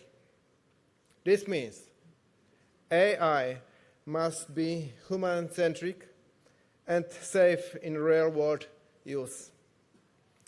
It should protect rights and freedoms, ensure fairness and privacy, while enabling innovation and economic growth. We see AI as a part of a connected system linking research, industry, public administration, and society. Strong cooperation is essential when public institutions set direction, while partnerships with researchers and businesses help scale solutions. In Poland, the priority is application of AI. We are deploying AI in healthcare and administration to improve efficiency, simplify procedures, and expert access. We also focus on high-quality data. Public data, when properly protected, drives innovation and allows smaller actors to participate. Investment in scale is quality important when we strengthen digital education to respond to the job market changes and ensure inclusive progress. At the same time, we address risk through standards, transparency, and measure against disinformation and harmful abuse. Poland is committed to close international cooperation because AI cross borders, so governance must as well. We focus on participatory impact, which safeguards and cooperation a human-centric AI can deliver real benefits while respecting fundamental value and human rights. Thank you very much. I thank distinguished His Excellency Krzysztof Gawkowski, Deputy Prime Minister and Minister of Digital Affairs of Poland. Next speaker is His Excellency Zaslan Madiyev, Deputy Prime Minister and Minister of Artificial Intelligence and Digital Development of Kazakhstan.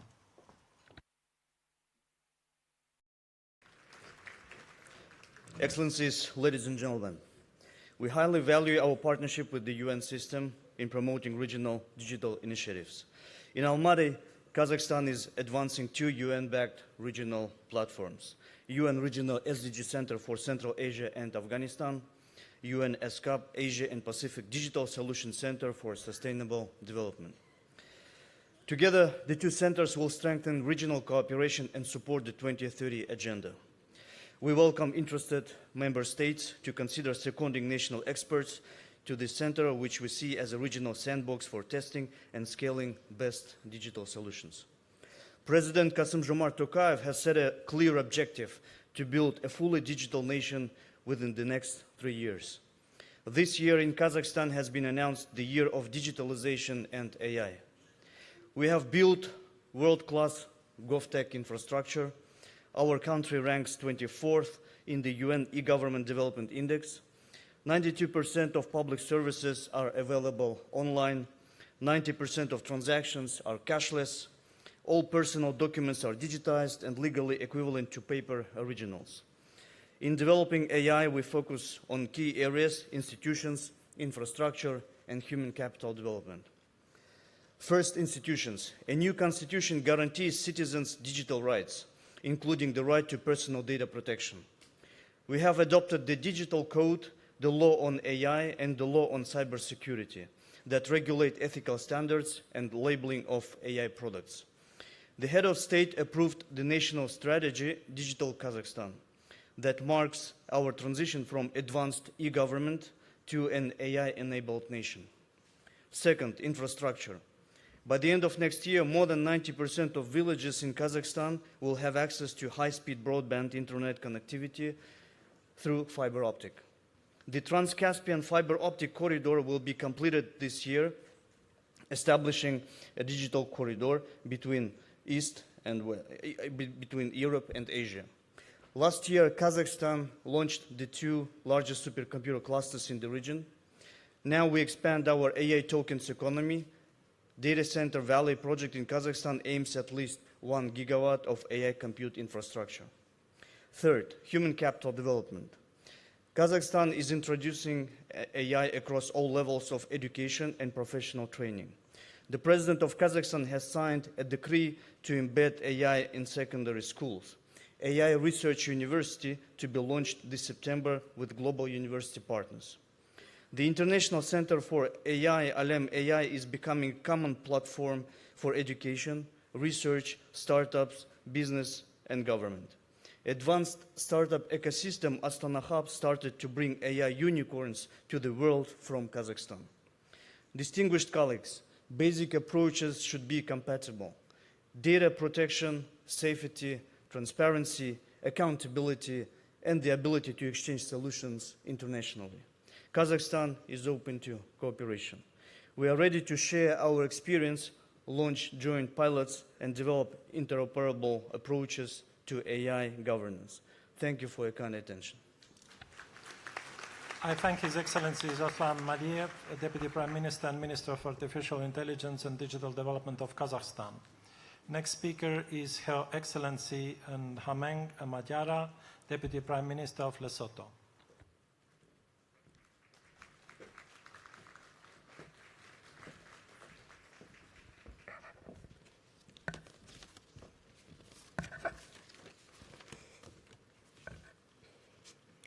Madam President, Your Excellencies, it is an honor to address this first UN Global Dialogue on AI governance on behalf of the Kingdom of Lesotho.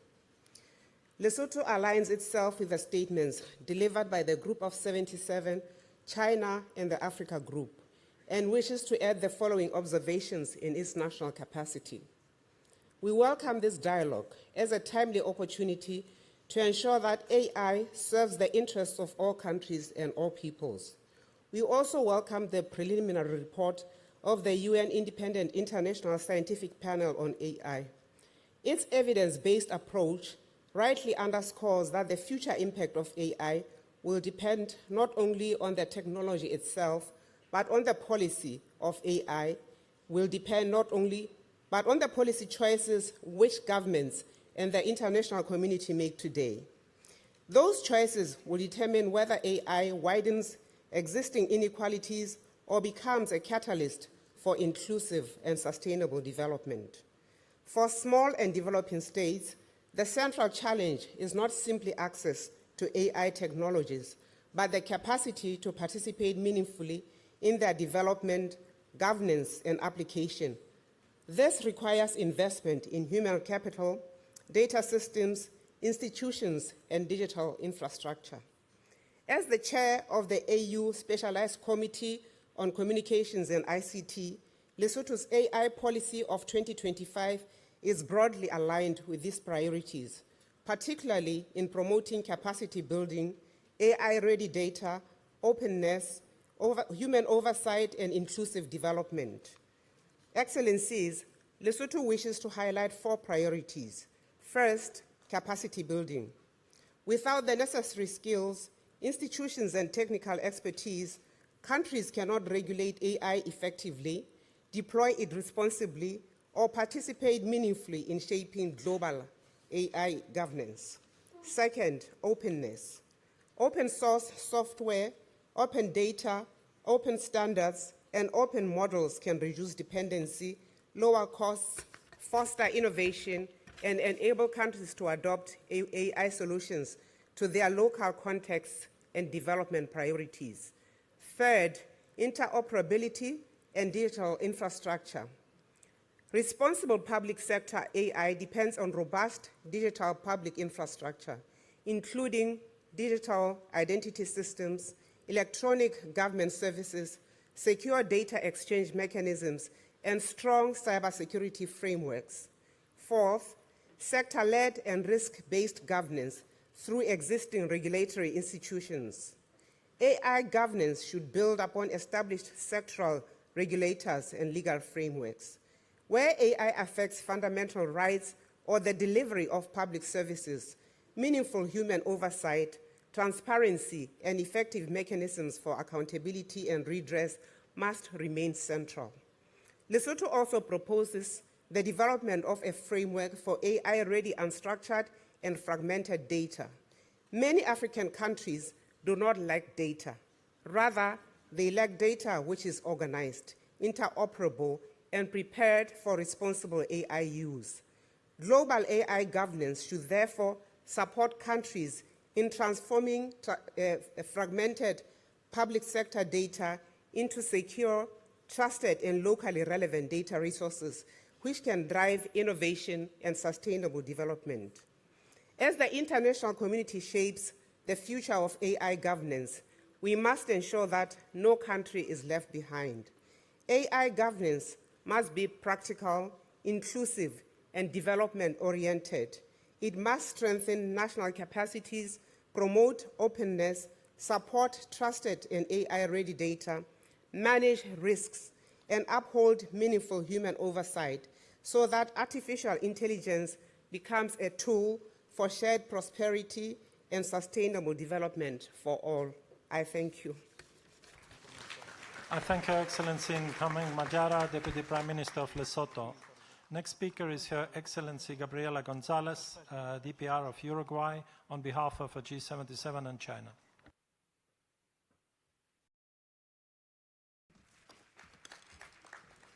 Excellencies, I have the honor to deliver this speech in the name of the Group of G77 and China. First, let me thank to the co-chairs for his excellent work during this process.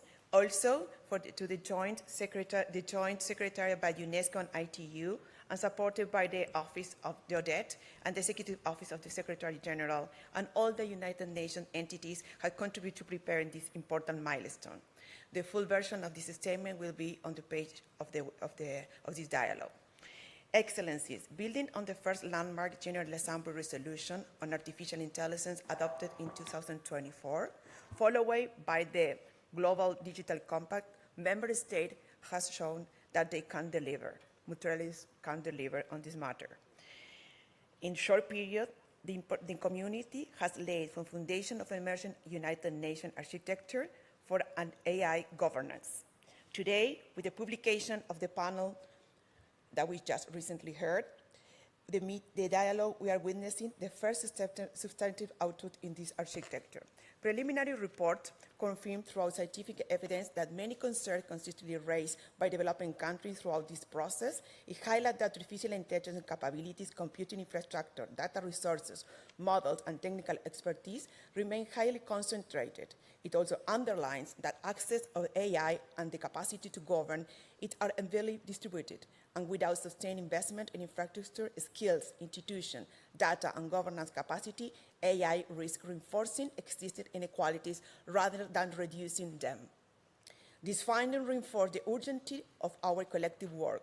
They also confirm the next phase of AI governance must focus on implementation.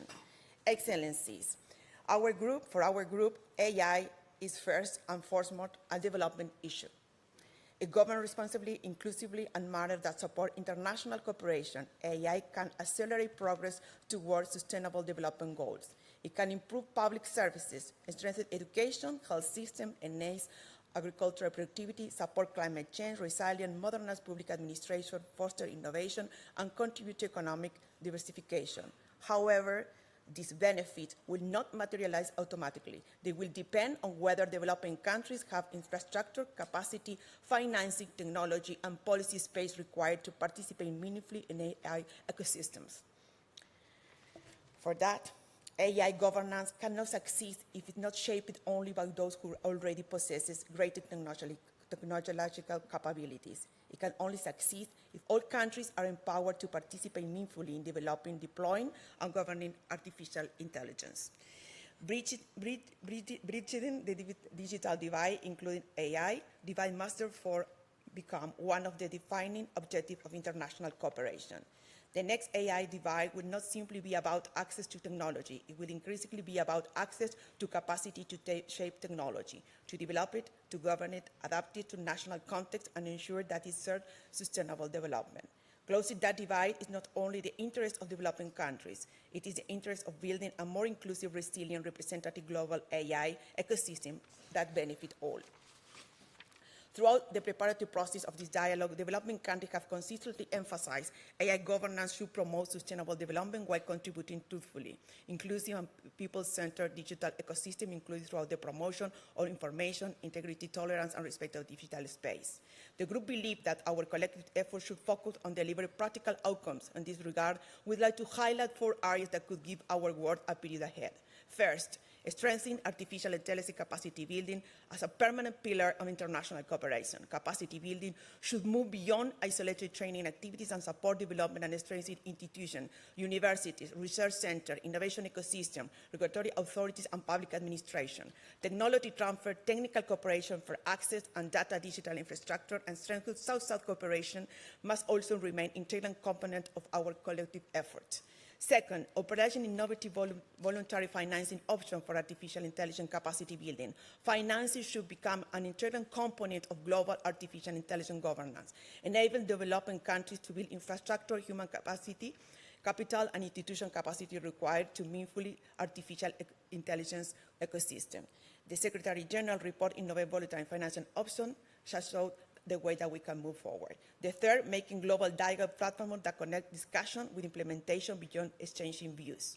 Fourth, continuing strengthening coherence across the United Nations system.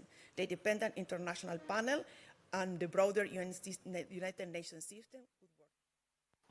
Agradezco a la distinguida I thank the distinguished representative of Uruguay, who gave a statement on behalf of the G77 in China. Floor to the permanent representative of Zambia, Her Excellency Eunice Luambia, who's speaking on behalf of the Group of Friends for International Cooperation on AI Capacity Building. Madam, you have the floor. Thank you, Madam President, Excellencies, distinguished delegates. I have the honor to speak on behalf of the Group of Friends for International Cooperation on AI Capacity Building. AI technologies are advancing rapidly and creating tremendous opportunities for economic and social development in all countries. At the same time, AI divide continues to widen, and the high-speed advancement of AI creates new risks. In response to these challenges, the Group of Friends puts forward the following proposals. First, promote fairness and inclusiveness so that AI benefits every country and everyone. We call for adherence of the purpose and principles of the UN Charter and respect for international law in building global AI governance. The United Nations should play the central coordinating role in international development cooperation. We further take note the global digital compact and its commitment to closing AI divide between and within countries. All countries have the equal right to design, develop, deploy and use AI and to choose development paths suited to their national conditions to safeguard technological sovereignty, national security, and development interests. We emphasize the importance of promoting and preserving linguistic and cultural diversity and support the development of multilingual AI. The global dialogue should uphold to the mandate in accordance with Resolution 79/325 and the principles of fairness, inclusiveness, and non-discrimination. Particularly, priority should be given to developing countries, including countries in special situations and to people in vulnerable situations. Second, deepen openness and cooperation to build a fair, inclusive, and effective governance framework. We call on the global dialogue to contribute to maximizing digital inclusion, enhancing the interoperability of AI governance frameworks, standards and norms, and jointly safeguarding the stability of global industrial development and supply chains. We reiterate that states are strongly urged to refrain from promulgating and applying unilateral economic measures not in accordance with international law and the UN Charter. We encourage the development of open source software, open models, and the sharing and mutual benefit of AI resources as well as ensuring non-discriminatory access to data, especially learning data, while respecting intellectual property rights. We emphasize that AI models and algorithms should be transparent, accountable, and unbiased. We stress that AI developers and suppliers should comply with the national legislation of countries where their technologies are used, particularly in the areas of data and information security. We proceed from the premises that AI is safe, secure, and trustworthy technology. We call on this global dialogue to promote an interoperable framework for AI safety cooperation and to share risk assessment tools and safety testing data through South-South, North-South, and triangular cooperation. Third, prioritize development pillar and advance the implementation of the 2030 Agenda for Sustainable Development. We pay close attention to the long-term impact of AI on energy consumption, the ecological environment, employment structures, and social equity. AI should empower industries and improve people's livelihoods, serving as a new engine for sustainable development. We encourage the global dialogue to place capacity building at the center of its work, assess current capability gaps, and put forward concrete proposals for strengthening cooperation. The global dialogue should give practical effect to the capacity building objectives of the Global Digital Compact, including by developing innovative voluntary financing options for artificial intelligence capacity building, ensuring that financing the transfer of technology and skills and development are directed to where the need is greatest.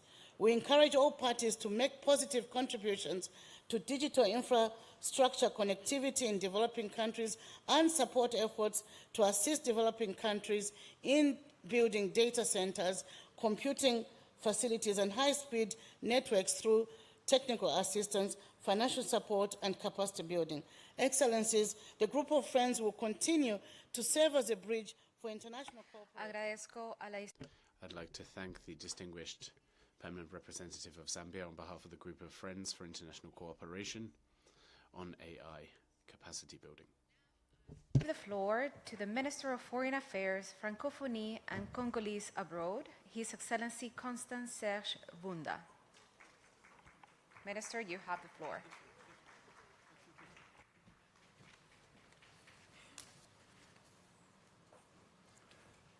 Excellence. Excellencies, distinguished heads of state and heads of government, distinguished representatives, distinguished Secretary General of the United Nations, co-chairs, distinguished participants, we extend our greetings to you. I would like, first and foremost, to share the fraternal greetings of His Excellency Denis Nguesso, the President of the Republic of Congo, who mandated me to participate in this global dialogue on AI governance.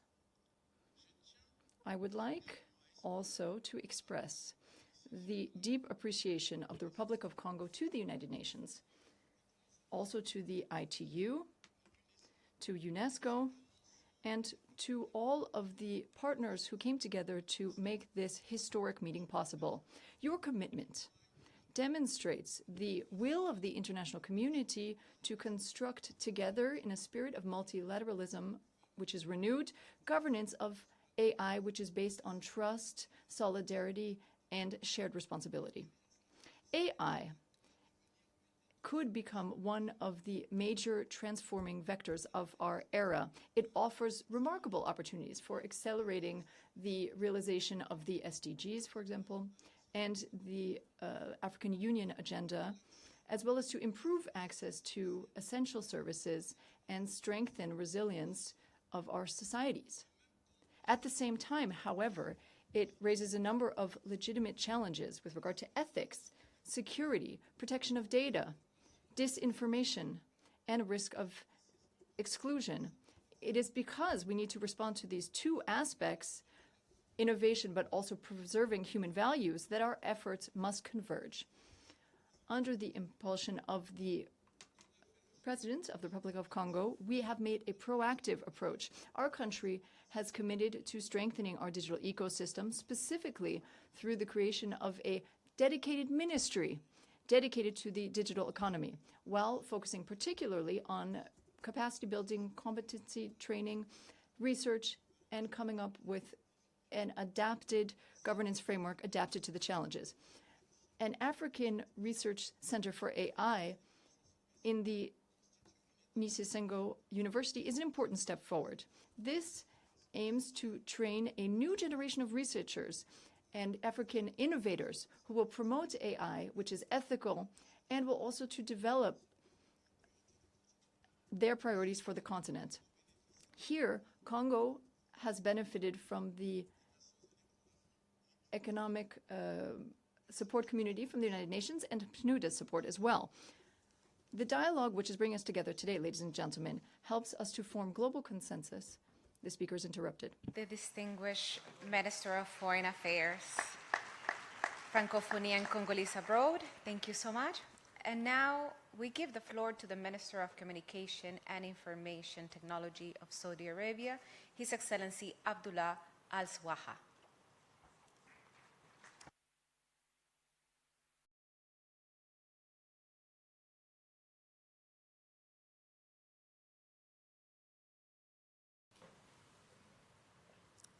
ورفعنا بعضهم فوق بعض درجات. Ladies and gentlemen, I would like to quote the Quran. We have raised some of them above others in rank so that they may depend on one another through mutual service. End quote. This is a quotation from the Quran. It is divine, and it demonstrates that we created not to be in competition, but to complement each other's efforts. Excellencies, Secretary General of the United Nations, ladies and gentlemen, 90% of the compute today, as well as IPs in terms of AI, are held in 2 countries, only 2 countries. Is that the future that the United Nations accepts for more than 190 member states? Today, the Kingdom of Saudi Arabia has instructions to, under the service of the leaders of our country, to be main partners to reduce this gap and to lead in collective action to make sure that the era of AI ensures inclusivity, joint action. We have combined these efforts. We've been working since the G20 summit with the first declaration which was made at the adoption of the OECD principles for safe AI. We made considerable efforts, investments to make sure that the next decade will allow us to reach 6 gigawatts over the next few years, whereas the entire world will need more than 80 gigawatts, just to keep that in mind. Saudi Arabia leads the list according to Bloomberg lists. We are educating young people, women. We're leading also in terms of AI centers. We're very proud of our partnership with the United Nations to have centers that study the ethical questions of AI. 10 years ago, this room decided to declare the internet as an essential necessity, and we have failed collectively. This year, if we fail to declare artificial intelligence as an existential necessity for the people, planet, and prosperity, the next generations will never forgive us, and this is why the Kingdom stands as your partner of choice for making this happen. Thank you.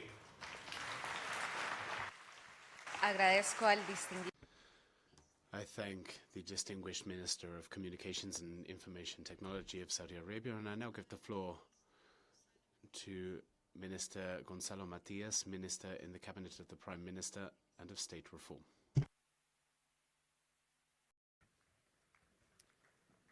Dear co-chairs, ladies and gentlemen, When we discuss AI governance, we often ask how to regulate artificial intelligence. It is also important to reflect on how we govern its implementation. Because the real challenge is no longer whether AI will exist. The challenge is whether governments can deploy it responsibly and scale, and in ways that improve people's lives. Portugal has approved a national AI agenda that is not another strategy document. It is an implementation agenda. We are bringing AI into government itself, not as a future ambition, but as a practical tool to simplify licensing procedures, modernize public procurement, improve healthcare, and strengthen crisis response.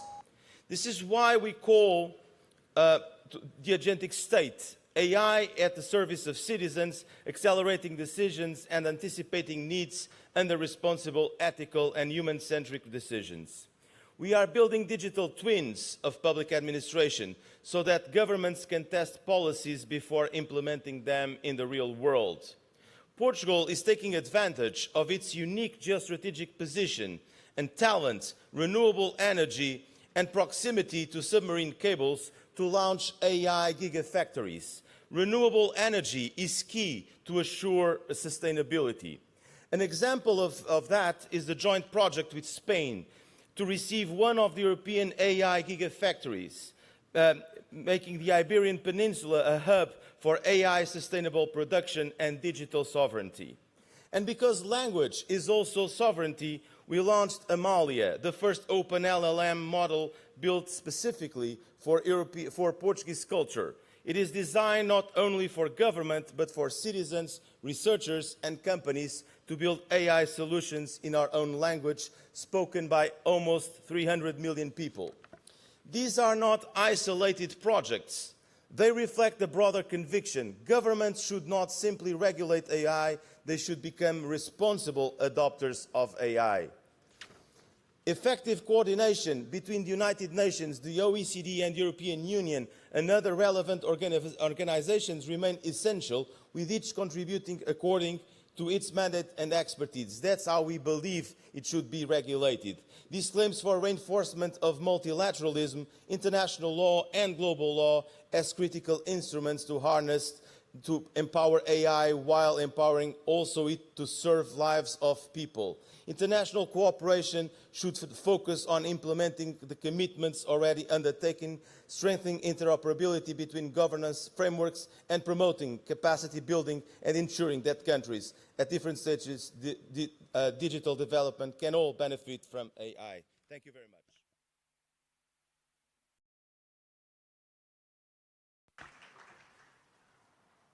I thank His Excellency Gonzalo Matias, Minister of Cabinet of the Prime Minister and the State of Reform. Next speaker is His Excellency Mohammed bin Ali bin Mohammed Al Manai, Minister of Communications and Information Technology of Qatar. أصحاب المعالي والسعادة السادة المندوبين الكرام. Your Excellencies, ladies and gentlemen, delegates, may the peace and blessings of God be upon you. We welcome the holding of this first session of the Global Dialogue on AI Governance. We'd like to thank ITU, UNESCO, the UN, and the co-chairs of the dialogue for their leading roles. Qatar stands convinced of the importance of artificial intelligence. This is strategic importance reflected in our AI strategy. We have decided to place AI at the service of humanity in science, in regulation, and in culture.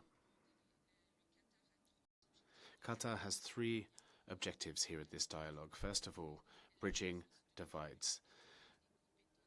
Calculation and data power and skills in models being developed are important in many countries. We must guarantee access to calculation models and open source available to all, including in the Arabic language. Secondly, we want to develop safe and secure models. dangers of insecure models do not know borders. We must develop interoperability capacity between different model governance structures so that decision makers and developers are not subject to the dangers of these structures. Thirdly, the respect of human rights. Here, this is a fundamental principle. It is a matter of trust, and we believe that international law must be respected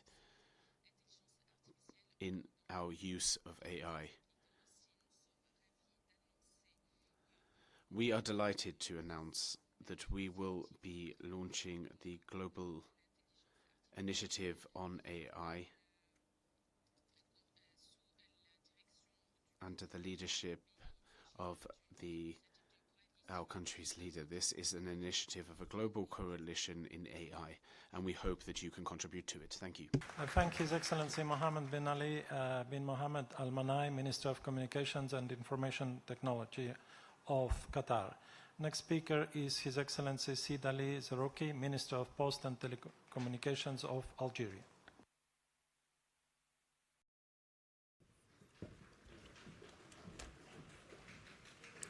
Mr. Secretary General of the United Nations, Madam PGA, Madam SG of the ITU, Excellencies, Algeria is honored to take the floor at this global dialogue on the AI governance under the UN auspice. I thank the co-chair for the inclusive spirit that guided us in this meeting. We take note with the appreciation of the preliminary report on the independent international scientific panel on the AI and thank the panel for its contribution undertaking the opportunity, risk, impact of artificial intelligence. We meet here at this decisive moment. AI is no longer a technological subject. It's a matter of development, sovereignty, security, and human progress. For Algeria, AI governance must be shared internationally, responsibly, and anchored in a dialogue, inclusion, and legitimacy. AI carries two faces. It can support healthcare, education, agriculture, research, and development, but without inclusive governance, it can deepen inequality, increase dependency, amplify disinformation, and undermine rights. The international community has one responsibility: to guide this technology so that it serves humanity, development, and peace. The current AI governance landscape reveals three concerns. First, the widening gap between countries as AI capacity remains concentrated among limited actors. Second, fragmentation of international effort, confirming the United Nations as the most legitimate and inclusive platform. Third, the limitation or limited practical impact of existing effort principles are necessary, but without mechanism and measurable progress, they are not sufficient. تجدد الجزائر تأكيد التزامها الراسخ ساهم في بلورة. Algeria reiterates its commitment to arriving at a just, responsible, global agreement at the service of humanity. Divide the world between those who design it and design the future, and those who merely consume it. It must become a shared instrument of progress, sovereignty, peace, and human dignity. Thank you. I thank His Excellency Sid Ali Zerouki, Minister of Post and Telecommunications of Algeria. Next speaker is His Excellency Omar Al-Olama, Minister of State for Artificial Intelligence, Digital Economy, and Remote Work Applications of the United Arab Emirates. Good afternoon, ladies and gentlemen. Thank you for the invitation. Your Excellencies, ladies and gentlemen, all protocol observed. I come from a country that made a name for itself in identifying potential and realizing it. That can be proven in sectors like logistics, where we started off as an ambitious country on the Arabian Gulf to a country that manages 80 ports around the world and 10% of global trade. The same can also be said about airlines and tourism and artificial intelligence. we realized the potential of artificial intelligence and appointed the first minister for artificial intelligence, as well as the first institution dedicated to higher education in AI. Today, the results are clear. The results are one of the leading countries in the world in the development of AI, having the infrastructure to shape the future of AI, and also being a country where AI diffusion ranks amongst the highest globally at 70%. We were first this year and amongst the top 3 in the last previous years. For the first time in history, intelligence is no longer just human. And that specific change brings with it many questions. Questions on the description that is given to technology. There are descriptions that are given to people.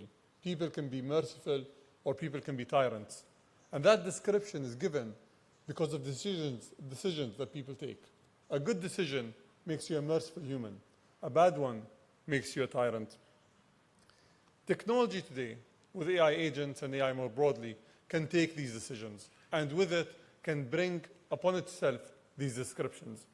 And with this, there is a burden on all of us to try to shape technology to be merciful, to shape technology to support us, and to shape technology to avoid tyranny. History has taught us that to avoid tyranny, we need to try to work on 3 things, and I want to share that with you. The first is the separation of power. And with that, we want to ensure that the many have access to this technology and not just the few. The second, to avoid tyranny, we need to have decentralization. And that is why the UAE is investing in AI infrastructure around the world, in Africa and in South America as well. And the third is independent judiciary, to ensure that institutions like the UN can shape the future of AI and can be the custodians of where it takes us. In conclusion, ladies and gentlemen, we are the first generation that are going to set the rules for a generation that's going to shape the future of humanity. The decisions that we take today are not just decisions for ourselves and our generation, but for all generations that are to come. And our call is we shouldn't look at the future of technology with a pessimistic lens, but rather an optimistic one. Thank you. Agradecemos al ministro. We'd like to thank the Minister of State for AI from the UAE. And now we have the opportunity to welcome the Minister of Science, Innovation, Technology and Telecommunications of Costa Rica, Her Excellency Paula Bogantes Zamora. Buenas tardes. Good afternoon, Your Excellencies, distinguished delegates. Often we speak about ensuring that all benefit from AI, but access alone is not inclusion. We live in a world where some countries, a few countries, design AI, set its standards and capture its value, while other countries barely have access to imported systems. That is not an inclusive digital future. Latin America and the Caribbean bring together more than 660 million people, but have captured just 1% of global investment in AI. This disproportion reveals that our challenge is not simply of expanding adoption, but also of building decision-making capacity in AI, adopting models in our languages and institutions, producing and governing strategic data, assessing risks, developing our own solution, influencing on international standards, and retaining a fair share of the economic, systemic, and public value that these systems generate. Inclusive AI starts from meaningful connectivity. In 2025, 2.2 billion people remain disconnected throughout the world. Interoperability is essential, but it mustn't oblige all countries to adopt the same laws and institutions or the same regulatory models. Inclusion also requires shared capacity. No country should remain aside because they are not able to independently finance advanced computing, innovation laboratories, or specialized talent. Governments must also become market creators. Costa Rica believes that global governance on AI should not be measured by the quantity of principles that we publish, but rather the capacity we build, the inequalities we reduce, and the social values that we retain. AI will not, in the end, be justified by the sophistication of its algorithms, but rather by the impact that it has on people. The true measure of our success will not be to build ever smarter systems, but rather to guarantee that we never lose what makes us human: our dignity, our empathy, our freedom, and our responsibility to the coming generations. AI must help us to anticipate enforced displacements, to protect children, to identify and respond to human crises, and ensure we have sufficient infrastructure faced with cyber war. Because AI should not define the future of humanity, it should help humanity. Thank you very much, Minister. We now give the floor to the Minister for Digital Transformation and Civil Service of the Kingdom of Spain, His Excellency Oscar López Águeda. Querido Secretario General. Secretary General, distinguished colleagues, from Spain, we'd like to welcome the work from the scientific panel that we hosted just a few weeks ago in Madrid. We think excellent work was done there that will set down historic precedents. First of all, the speed of AI is seeing the multiplication of cyber, biological, democratic, and security risks. What we are reading, what we are creating, what we are voting on feeds into AI. And this will be the greatest battle according to the panel. AI is not only a consumer good now, it is a basic foundational structure which is critical in the new global balance of power. The multiple benefits of AI could be undermined by their risks if we don't progress with our own capacities and immediate governance. Science is reminding all governments today that we have a very narrow window of opportunity.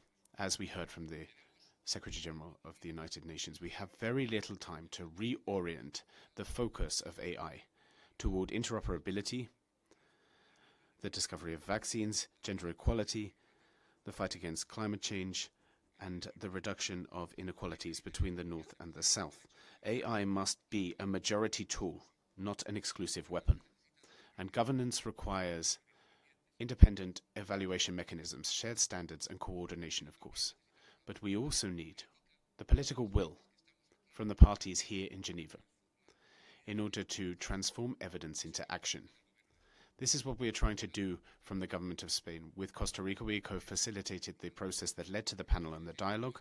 Under the Spanish presidency of the EU, we saw the adoption of the first comprehensive AI law, the EU AI regulation, that we just corrected and expanded in order to prohibit sexual deepfakes and also to protect minors. We were the first European country to set up a supervisory agency for AI and to set down a charter and an observatory of digital rights. But we are not only looking at effectiveness and ethics, we are also seeking to ensure competitiveness and sovereignty.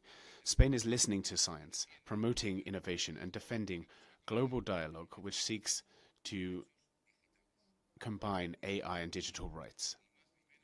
We are speaking no more, no less of defending human rights faced with techno-fascism. We are speaking about our own civilization, to move forward or to move back.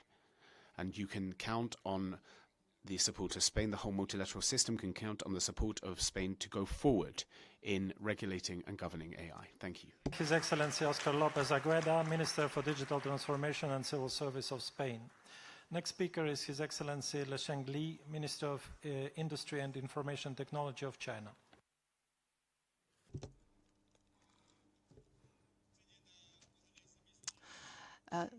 Your Excellencies, President Ms. Baerbock, UNSG, Mr. Guterres, co-chairs, heads of states and international organizations, colleagues, AI governance concerns the future of humanity and is a shared task of all countries. Chinese President Xi Jinping proposed Global AI Governance Initiative, calling for inclusive, equitable, and effective AI governance to ensure AI for good. China has consistently supported the UN as the primary channel for global AI governance and has worked to help bridge the global AI divides. To this end, I'd like to make 3 proposals. First, AI for all. Regardless of their size, strength, or social system, all countries have the equal right to develop and benefit from AI. China has launched the AI Capacity Building Action Plan for Good and for All and implemented concrete projects to promote South-South and triangular cooperation. China stands ready to make full use of the Group of Friends for International Cooperation on AI Capacity Building to actively support other countries, especially those in the Global South, in developing AI capabilities and sharing the AI dividend. Second, open source cooperation and innovation. Open source AI is a shared asset for all humanity. Chinese open source models such as DeepSeek and Qwen have significantly lowered the barriers and costs of AI adoption. China is committed to further promoting open source AI for industry, academia, and research institutions, encouraging innovation, AI empowerment, and an inclusive ecosystem through international cooperation, thereby injecting sustained momentum into AI development. Third, jointly building global AI governance. AI presents tremendous opportunities, but it also brings unforeseen risks and challenges. China has therefore put forward the Global AI Governance Action Plan, firmly upholding the principle of balancing between development and safety, advocating technical ethics review and other governance proposals to ensure AI for good. China stands ready to work closely with all parties to advance global AI governance frameworks, standards, and norms based on broad international consensus. Dear colleagues, the development and governance of AI will shape our common future. China calls on all parties to strengthen solidarity to promote AI for good and for all. From 17th to 20th July, China will host the World AI Conference and high-level meetings on global AI governance in Shanghai. I sincerely invite you to join us in person and contribute to advancing global AI development. Thank you. Technology of China. Next speaker is His Excellency Van Den Chia, Minister of Post and Telecommunications of Cambodia.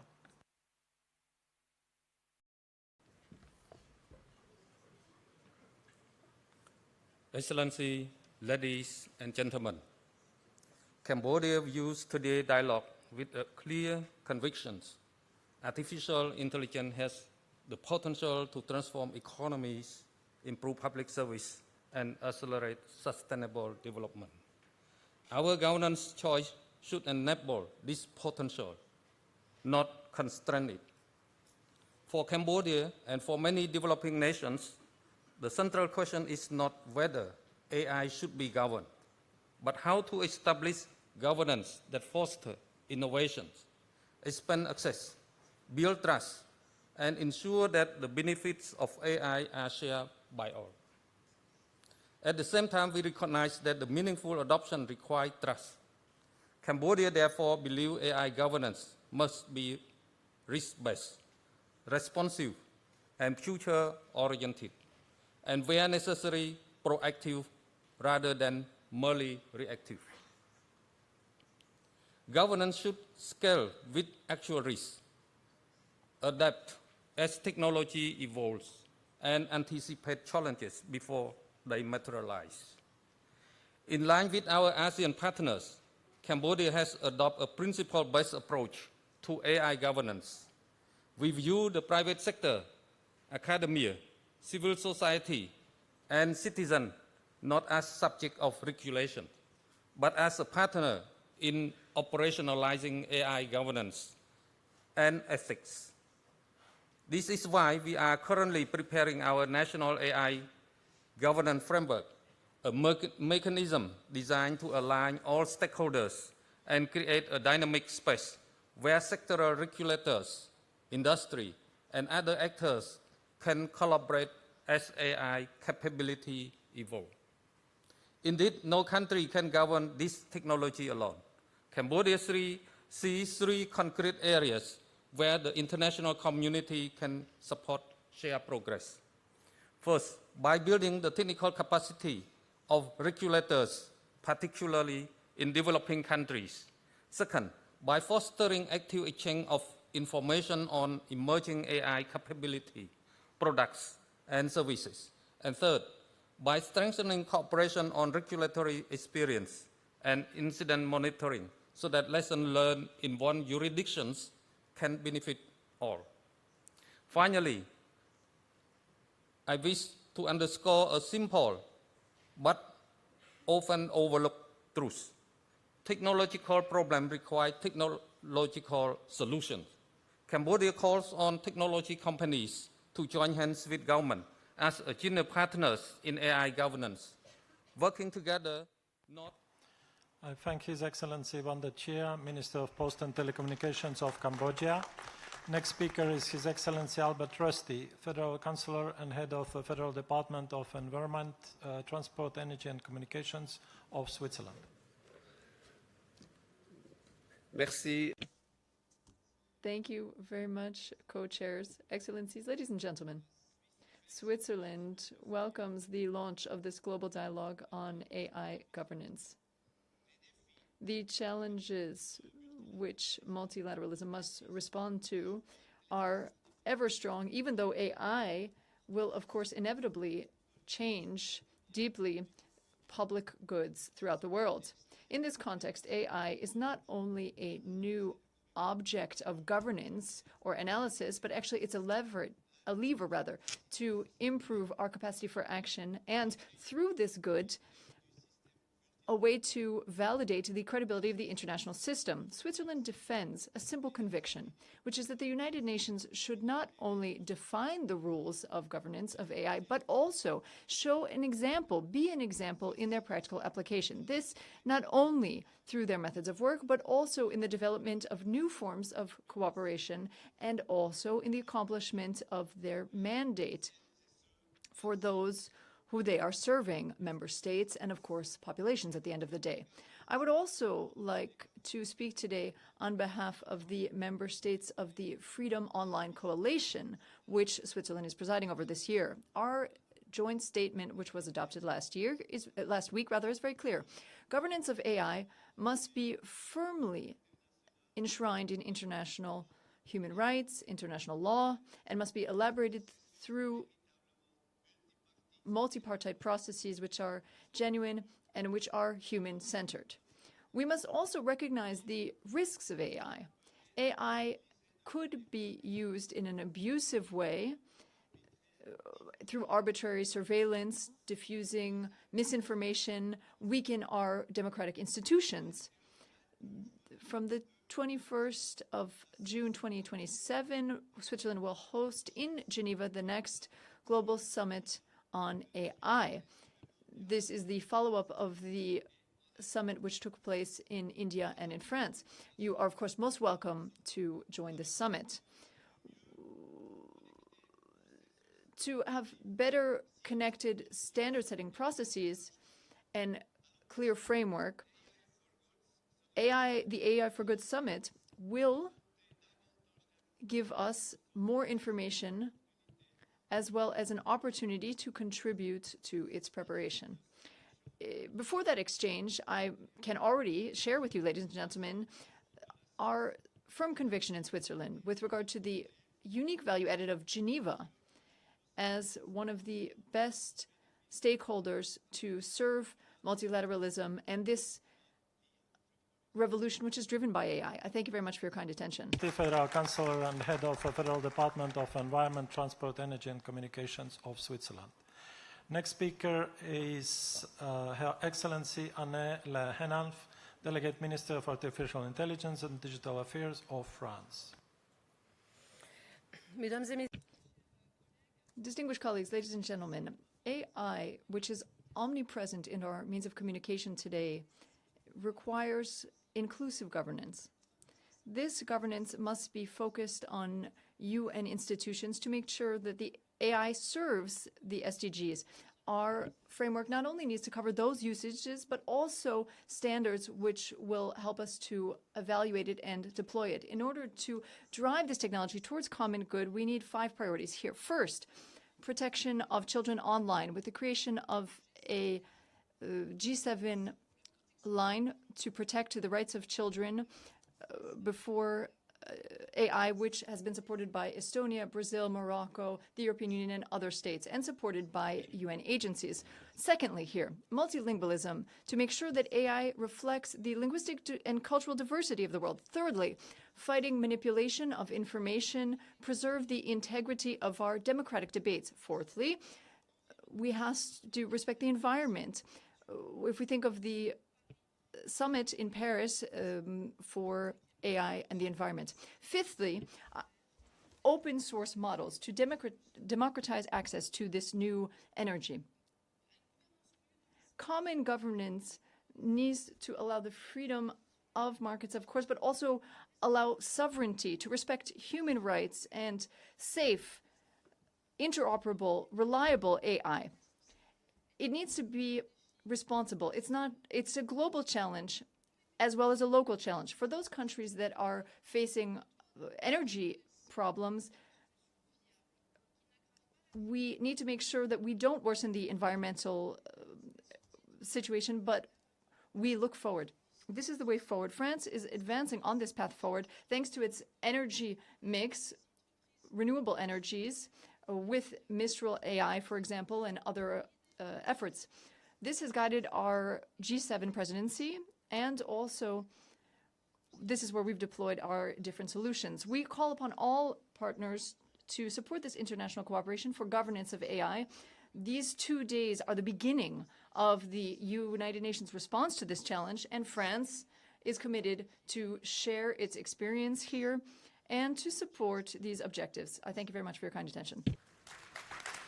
I thank Your Excellency Anne Lehenan, Delegate Minister for Artificial Intelligence and Digital Affairs of France. Next speaker is His Excellency David Here, Minister of Communications and Innovation of Botswana. Thank you very much, Your Excellencies, distinguished delegates, ladies and gentlemen, good afternoon. Botswana welcomes the convening of this inaugural Global Dialogue on AI. This is an important step in the implementation of the Global Digital Compact adopted in 2024, through which countries collectively committed to intensifying efforts to bridge the digital divide and strengthen digital infrastructure and promote technological transfer and enhancing capacity building initiatives. For Botswana, artificial intelligence presents significant opportunity to advancing the attainment of Sustainable Development Goal in many areas. Botswana fully recognizes the capabilities of artificial intelligence, what it can do, and the strategically artificial intelligence can strategically harness to advance national development priorities across education, agriculture, healthcare, and other key sectors. However, like many developing countries, Botswana continues to suffer challenges in fully harnessing the potential and the benefits of AI. A major constraint is lack of adequate digital infrastructure, digital skills, which limit the capacity of many developing nations to effectively adopt and utilize AI capabilities. We trust that this dialogue will create the space for substantive exchange on how best to support developing countries in harnessing the transformative potential of artificial intelligence. It must serve as a platform for collective action, a platform which responds to the priorities of developing countries in form of bridging the digital divide within the nations and strengthen the capacity building to facilitate technological transfer and ensure that no one is left behind.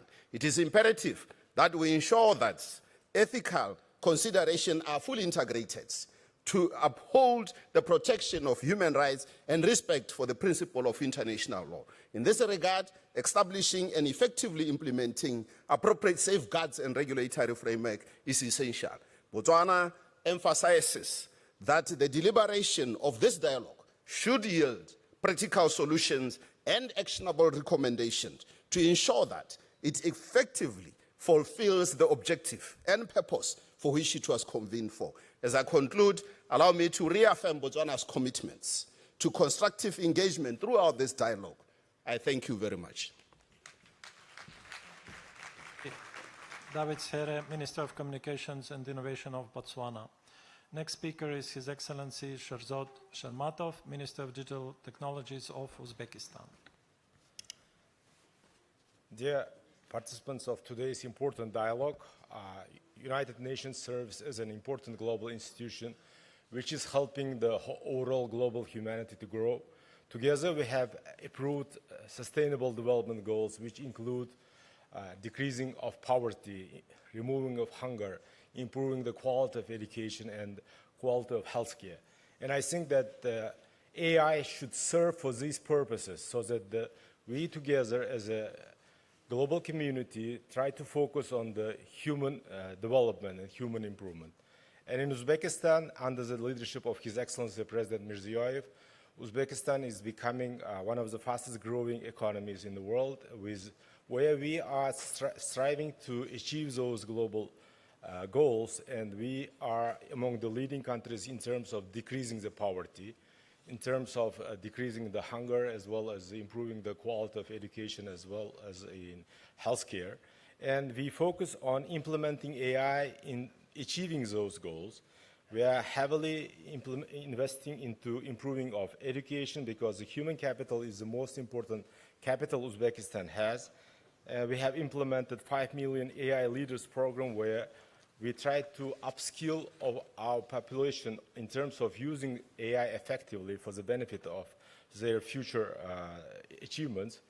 And also we create conditions for AI companies to develop in Uzbekistan so that they can harness the green energy, which Uzbekistan is leading in terms of moving towards the green energy, so that Uzbekistan is welcoming international organizations, the companies, to invest for green AI data centers. And of course, for Uzbekistan, we try to focus more on human development, and we think that the future AI governance should be focused on those important principles like the inclusiveness. All the countries, including the developing countries, should take part in the AI development agenda. And of course, the open source is important, and we could share the open source models which are really helping the humanity in terms of improving the education, improving of the healthcare. And the trust is also important. And I think that if we work together and if we use these global institutions effectively, together we can really achieve the development of AI for the benefit of humanity as a general. And Uzbekistan is ready to be part of this important movement. Thank you all. I thank His Excellency Sherzod Shermatov, Minister of Digital Technologies of Uzbekistan. Next speaker is His Excellency William Gitao, Cabinet Secretary for Information, Communications and the Digital Economy of Kenya. Thank you, Your Excellencies, distinguished delegates. I have the honor of speaking on behalf of the people of Kenya and the President of the Republic of Kenya, Dr. William Samoei Ruto. We thank the General Assembly for establishing this global dialogue, the Secretary General for convening an inclusive and diverse independent international scientific panel on AI. Our approach in this dialogue is practical. AI must expand opportunity and prosperity for all countries and must not deepen existing divides. That is the best way we apply to questions of inclusion, rights, risks, and interoperability. For many developing countries, the divide is felt in compute, data, and language.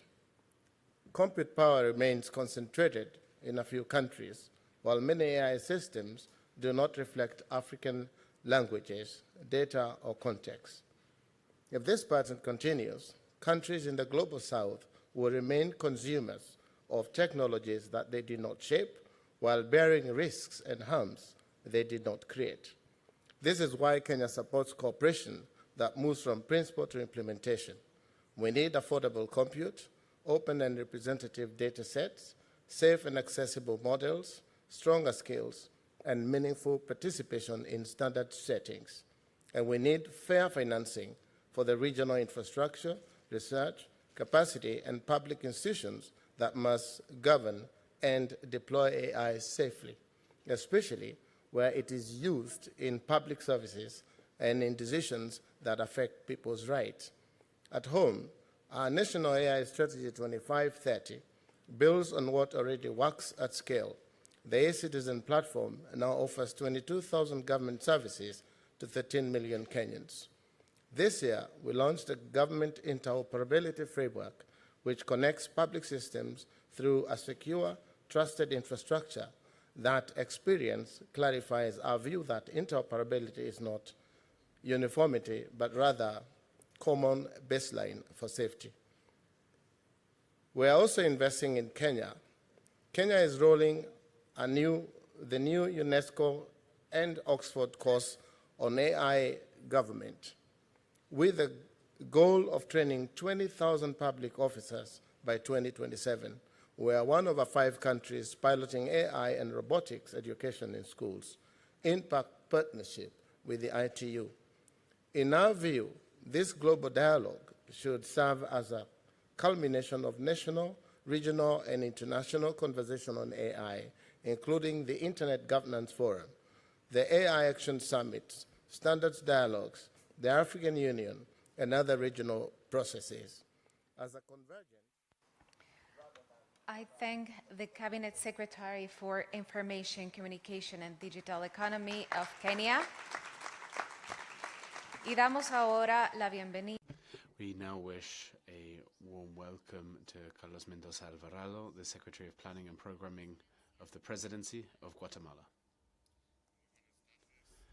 A very good afternoon, distinguished co-chairs, distinguished heads of delegations, ladies and gentlemen.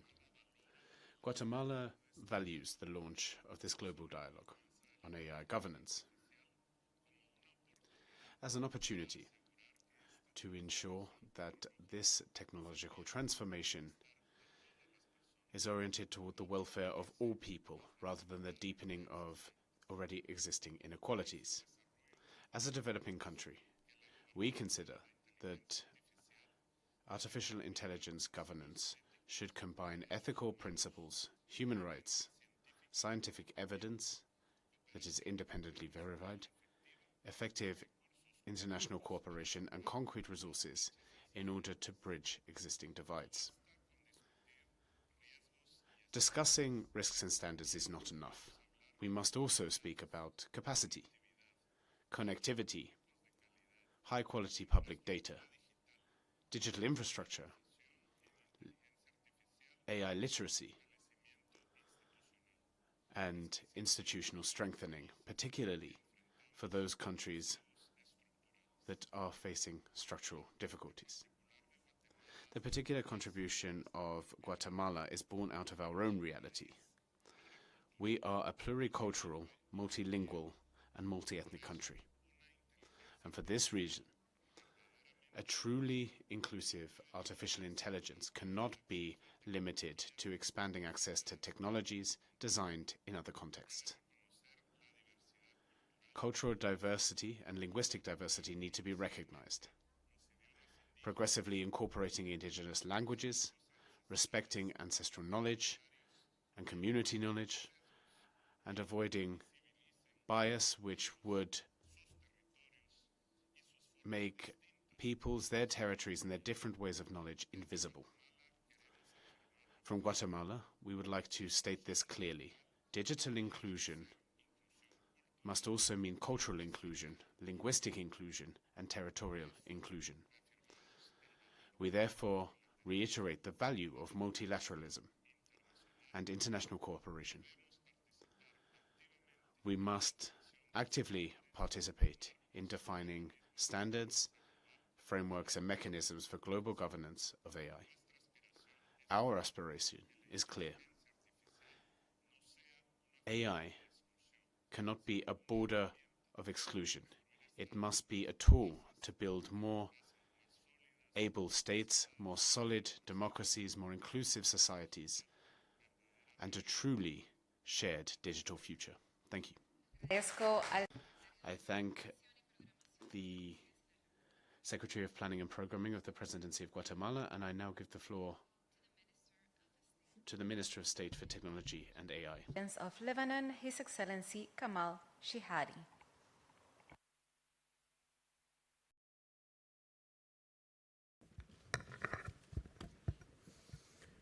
أصحاب المعالي والسعادة السيدات Your Excellencies, ladies and gentlemen, dear colleagues, today I'd like to extend the greetings of Lebanon.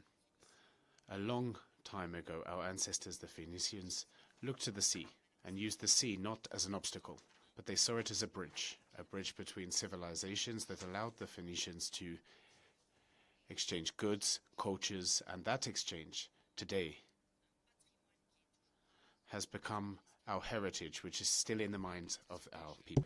And some concern to a future that holds the promise and the challenge of AI. Lebanon has known wars, crises, uncertainty, displacement, and loss. We've seen institutions destroyed and generations of young people forced to look beyond our shores for opportunity and safety. But Lebanon's story has always been, and still is, a story of renewal, rebuilding, and rejuvenation. To prepare Lebanon for the AI era, we are investing in NUMU, a national digital and AI capacity building program. This is a human-centric effort to expand access to digital and AI skills across the country. We have also revised the school curriculum to include in it responsible AI. We're building networks with the Lebanese abroad, the expatriates, our Lebanese diaspora, so they continue to mentor Lebanese youth who are innovating and open doors for them internationally. We're building the digital foundations of a modern state so institutions can move from paper to digital, from fragmentation to coordination, from delay to delivery.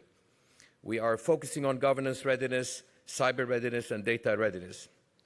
We're also promoting homegrown innovation, and we're developing our digital and AI sovereignty, not as isolation, but as capability and choice. The ability to understand the technologies we adopt, govern the data we generate, secure the systems we depend on, and shape AI in line with our values.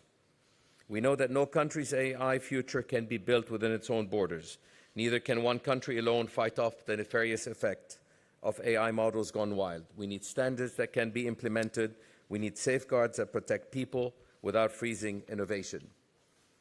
Lebanon is ready for a purposeful dialogue. We bring the courage of those who've crossed uncharted seas, the resilience of those who have weathered storms, and the resolve to navigate a future shaped by AI. Thank you. I thank the Minister of State for Technology and AI of Lebanon, and now I give the floor to the Minister of Communication and Information Technology of the United Republic of Tanzania, Her Excellency Angela Kairuki. Excellencies, distinguished delegates, I have the honor of delivering these remarks on behalf of Her Excellency, the President of the United Republic of Tanzania, Dr. Samia Suluhu Hassan. Excellencies, distinguished delegates, artificial intelligence is reshaping our world at a very extraordinary speed. The central question that we need to address is not whether AI will transform our society, but how we ensure that this transformation is inclusive, interoperable, but also beneficial for all our citizens. Our national and regional experiences show that AI governance must be rooted in human-centered principles, strong digital foundations, but also cooperation across borders. Tanzania views artificial intelligence as a strategic enabler for achieving the aspirations of the Tanzania Development Vision 2050 but also our National Digital Economic Strategic Framework, and it also presents significant opportunities to transform our key sectors, including agriculture, healthcare, education, financial services, but also public administration. Tanzania is also advancing a people-centered digital transformation agenda that places responsible AI at its core. And in this regard, several initiatives have been implemented, including developing governance frameworks, including strengthening our data governance, privacy, and cybersecurity, so that we can build trust but also protect our citizens. But furthermore, we have developed our national guidelines for AI in education, but also the national AI policy framework for health sector, and many more. We have also expanded our national ICT broadband backbone, but also developed our national data infrastructure, DPI, so that we can ensure AI can scale equitably across various sectors. At the regional level, Tanzania works very closely with ITU, with African Union, with ATU, with EAC, SADC, and other partners. We're doing all this to ensure that the AI systems can operate seamlessly across borders, supporting trade, mobility, but also to share development goals, while also respecting privacy, security, and national sovereignty. To conclude, developing countries must have an equal voice in shaping global AI policies, standards, and governance framework. Therefore, Tanzania calls for enhanced international cooperation in capacity building, technological transfer, research partnerships, innovation ecosystems, but also investment in digital infrastructure to ensure that all countries can participate meaningfully in global AI ecosystem. I thank you very much for your kind attention. I thank Her Excellency Angela Kairuki, Minister of Communication and Information Technology of the United Republic of Tanzania. We have heard the last speaker for this morning session. The list of speakers that distinguished delegates have received will remain the same, and the session will resume in the high-level governmental segment taking place tomorrow from 3 to 4:30 p.m. Would like to remind you that national statements can be submitted via email to aidialogue.un.org.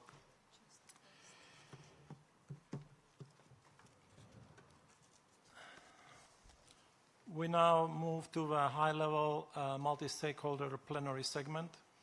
Today's session has been designed a little differently. Rather than beginning with the moderated panel, we will first hear directly from participants in the room, and we would like to invite interventions representing different stakeholder groups and regions to share their perspectives on the opportunities, challenges, and priorities they see for advancing AI governance in practice. These interventions are intended to help frame the discussion. Our panelists will build on these perspectives during the moderated discussion that follows.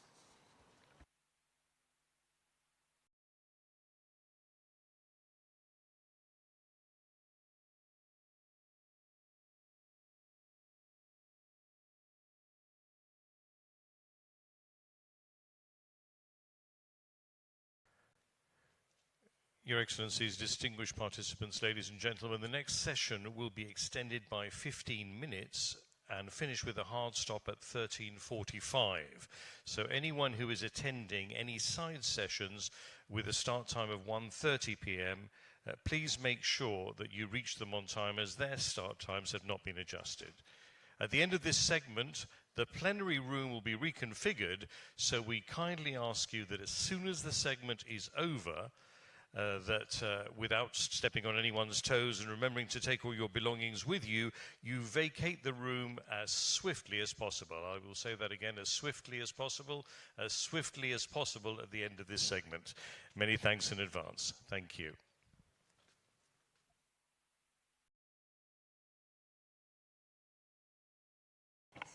Thank you. So just some housekeeping. So to take the floor, we invite you to raise your hand, and an usher with an orange armband will provide you with a microphone. Or if you're seated at a table with a mic, please request for the floor using the mic button. A speaking time will be limited to 3 minutes for everyone. A timer has been set and is visible on the screens. So we kindly encourage all speakers to respect the allotted time so that the largest possible number of the speakers may be accommodated during this short, but we're pretty sure a very fruitful segment. To ensure fairness and allow low participation, mics will be automatically switched off once the allocated speaking time has expired. So we therefore respectfully request the speakers to conclude their remarks within the prescribed time limits. I will be assisted by the Joint Secretariat for this short segment, and then we will follow with the program. With that, we're very, very pleased to open the floor.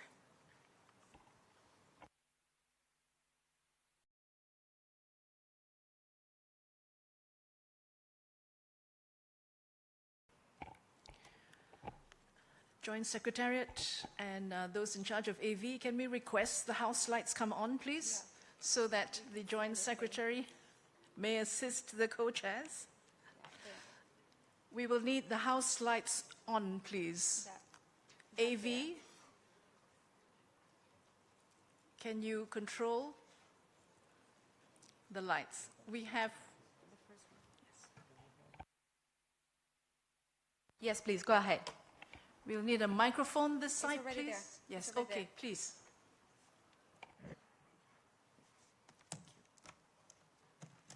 Hello. Oh, yeah. Hi. Thank you so much for the floor. My name is Luisa Franco Machado. I run a youth-led nonprofit called Equilabs. And I wanted to take the floor because I realized that safeguarding young people has become the dominant language in AI governance spaces, including this one. We debate age verification, we debate age-appropriate AI, restrictions on access to social media and platforms. Much less common, however, is a genuine effort to understand how young people actually experience these technologies, how we feel about AI, and what kind of governance we're asking for and need to be part of creating. I wanted to ask so I can understand who's part of this space. If you're 30 years old or younger, can you stand up?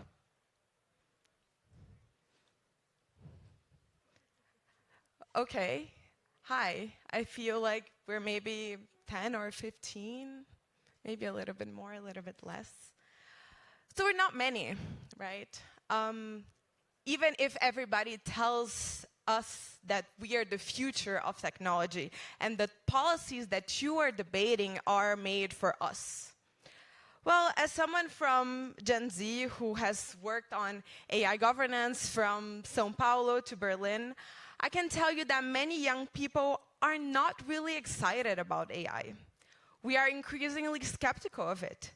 We are the generation learning what it means to depend on ChatGPT before trusting our own thinking. We're the generation questioning companies that celebrate AI while replacing human workers. We understand these technologies because we grow up inside them. Yet our response from this space has largely been to govern young people's relationship with technology rather than technology companies' relationship with power.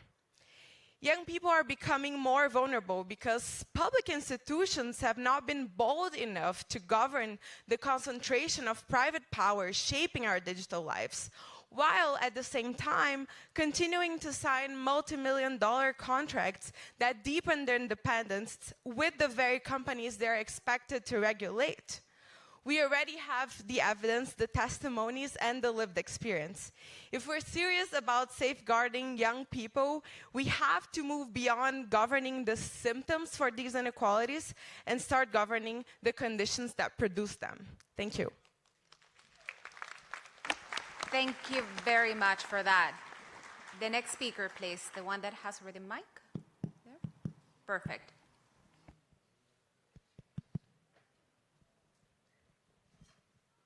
Yes, please go ahead. Thank you very much. Good afternoon, everyone. My name is András Szörényi. I'm from the Global Cities Hub, an organization connecting local governments with the work of international organizations. And I would like to intervene on the topic of who is governing AI and offer you a vision of a more inclusive multilateralism. We commend the fact that the first global dialogue on AI governance is taking place, and we applaud the panel and the report. However, we see that local governments are not part of the discussion, while we know that artificial intelligence, while are developed by companies and regulated by member states, are used and implemented at the local level.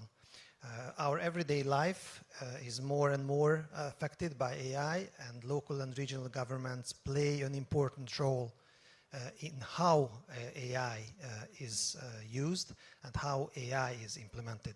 Just to give you three very simple examples, when we are talking about the data used by AI government, we know that local and regional governments, we know that cities are producing most of the data now available, and it's not a question that this data has to be handled in a transparent way, has to be owned by the community, by the cities, by the nations, and not by private companies.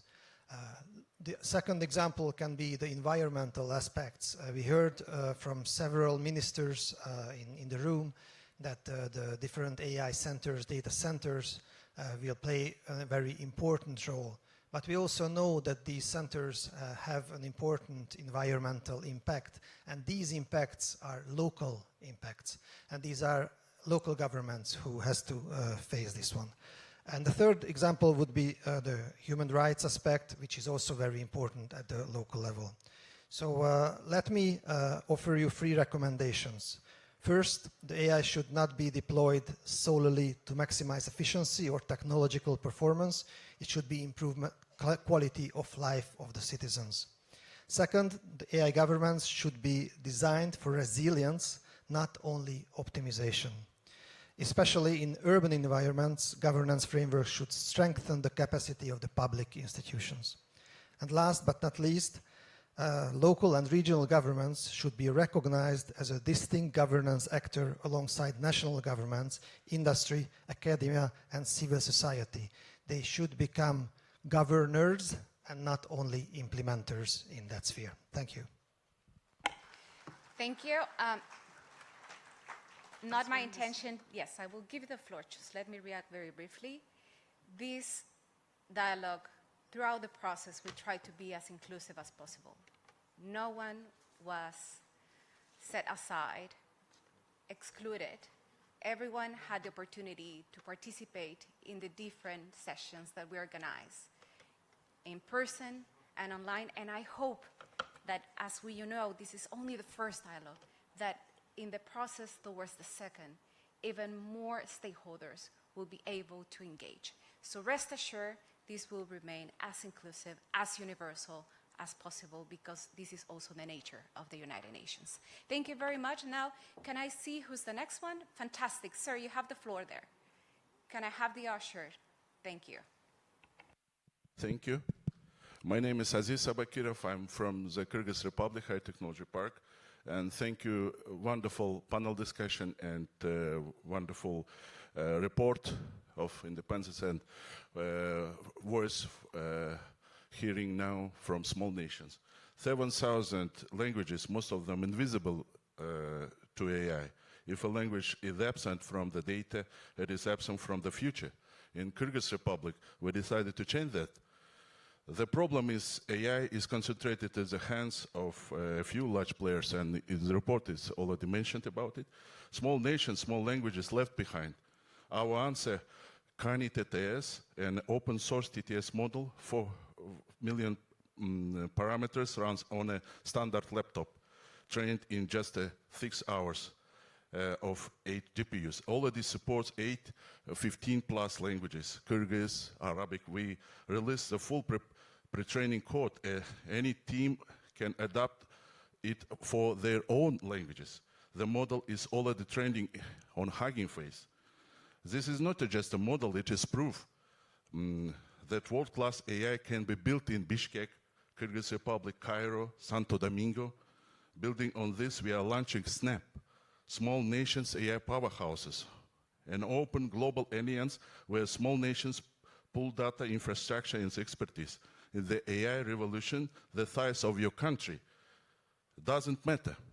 What matters is equality, unique data, and the will to collaborate. If you work in language technology, open data, or AI policy, let's connect. The greatest breakthrough of the AI era is not AI itself. It is humanity's ability to collaborate at a scale the world has never seen before. Join SNAP, Small Nation AI Powerhouses. Thank you. Thank you very much for that. Now, can I have the author? Where is the next one? Fantastic. Go ahead. Son, go ahead. Good afternoon. Thank you for the amazing event today. My name is Kamlesh Laradi, and I am an expert in business and technology transformation, and I've advised companies for close to 30 years in this space. And I specialize as well in cognitive governance for AI use in enterprises. Now, my team and I have conducted a neuroscience-based study in a Swiss company recently where we measured the brain activity of people as they completed cognitive tasks in the workplace with and without AI. And some of the findings were incredibly revealing for us. For example, familiarity bias, where we saw over 500% increase in familiarity with AI output. What this means is as LLMs are engineered and designed to appear competent as well as credible in terms of the output that they produce, people tend to trust those outputs more, and hence their vigilance and scrutiny of the outputs tends to reduce significantly. Also, with increase of AI literacy, we found that the likelihood of vigilance and governance over the AI output also reduces, and attention drift tends to occur as people start to use AI systems more. They do tend to trust the systems, and their attention reduces in terms of being aware of some of the mistakes or whether the output is credible. And this often happens without people actually being aware of it, so it appears in the brain data that we tracked. So I appreciate the conversations that have occurred today and all the presentations on the various panels around what has been looked at in terms of AI governance. And there's been a lot of focus around technical governance, human governance, administrative process, as well as the risks and impact on society and enterprises, as well as industry. But cognitive governance is a crucial element as well for AI in terms of governance. And this should be an aspect or a layer that needs to be looked at by the panel. And I feel that there is, at the moment, I have developed a cognitive governance framework for enterprises, but it should be an element that is developed at a broader level within an organization like this or within the panel like this, where it could be applied broadly across industries and regions. And there should be a level of urgency for how this is developed, because if we are relying on individuals, users, and people to be that last mile governance layer for AI application, the fact that artificial intelligence does shift the way humans think, make decisions. Thank you very much for that. And thank you so much for the interest of everyone. It's really, really encouraging that conversation. That gentleman there, he will have the mic, and I'm sorry that we cannot accommodate more, because we have also the panel, as you remember, and with that is the last activity of today. So please, sir, go ahead. Thank you. Flo Albu from the Children's Investment Fund Foundation. The report is right that access to AI does not produce equal benefit. I'd push on one word of it, which is ownership. When a health ministry in a low-income country runs a nutrition or diagnostics model, questions are who owns that model, who owns the data that it has learned from. and who can still run it when the grant that funded that has ended in a couple of years. If the answer is a foreign model on a foreign cloud, then what we have funded is access, not capability. And my question to the panel is, what obligations, if any, should sit on funders and vendors to make these systems locally owned and still running in 10 years rather than just for the duration of the project? Thank you. Thank you very much for all the participants for those really thoughtful interventions. Many, many thanks. And again, sorry we cannot accommodate more. So building on these contributions, we will now move to the second part of this session, a high-level moderated roundtable discussion featuring representatives from governments, industry, civil society, academia, the technical community, and international organizations. To begin this segment, I would like to invite our distinguished moderator, Mr. Whitney Baird, President and CEO, United States Council for International Businesses, to the podium to introduce the panel and speakers for this session.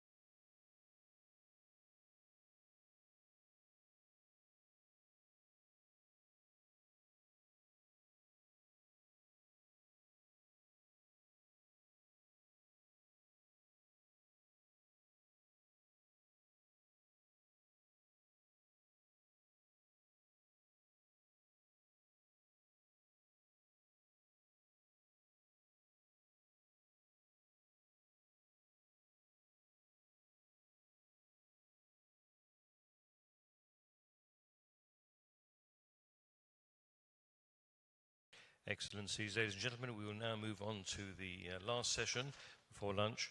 And as you've heard, it's moderated by the President and CEO of the United States Council for International Business, USCIB, Whitney Baird.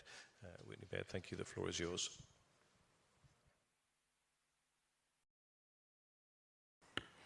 Sorry, I'm going to ask the panelists if we can stand very briefly for a family photo.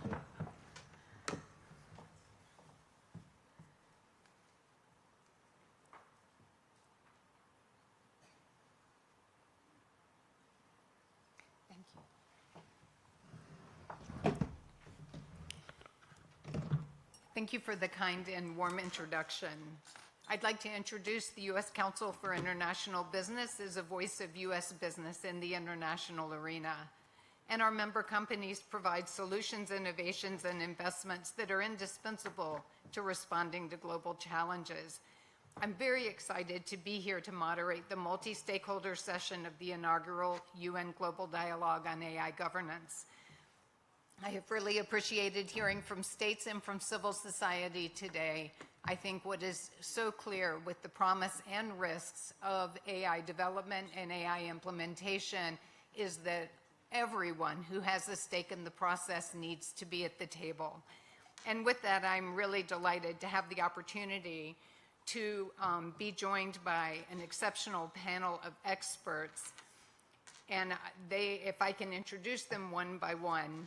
The first is His Excellency Bosun Tijani, the Minister of Communications, Innovation, and Digital Economy from Nigeria. Minister Tijani.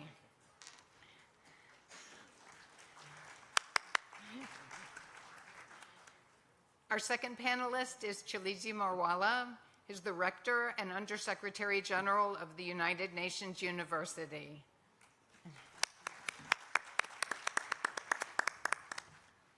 Our third panelist is Kate Khaled, who is the founder and CEO of Amini AI.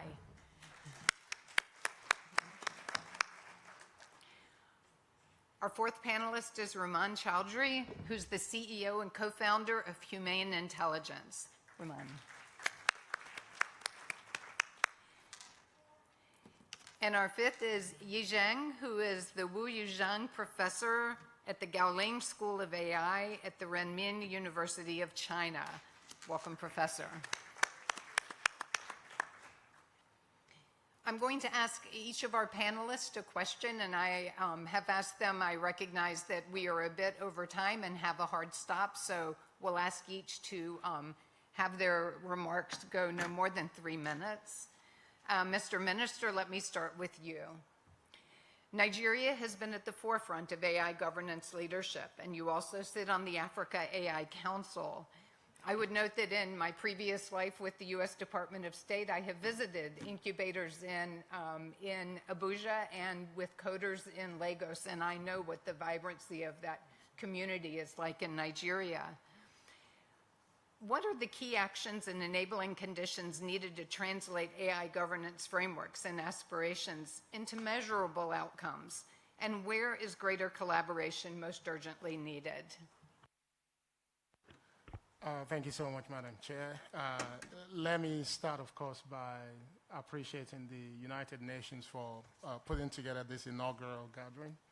I think the Secretary General of ITU mentioned in your speech that this couldn't be at a better time, and the pace at which it's being done is one that shows strong leadership, which I think is exactly what we need when we're talking about governance frameworks in artificial intelligence. The first step is that we need to be moving away from governance principles into practical systems, because AI is already something that we're living with every day. It's disrupting sectors, complicating business opportunities for both small, medium, and large businesses. So I think as governments or leaders in general, the urgent demand for us to be able to ensure that the governance frameworks that we're putting in place are actually meaningful is for us to start to look inward. As much as we co-create some of these governance frameworks together, I think each country will need to have clear strategies on things like how do we adopt AI in our country, and how do we go about measuring what we are also governing as well. So I think it starts from strategy. I think there's also a strong element of the way we look at AI that is focused around capacity building as well.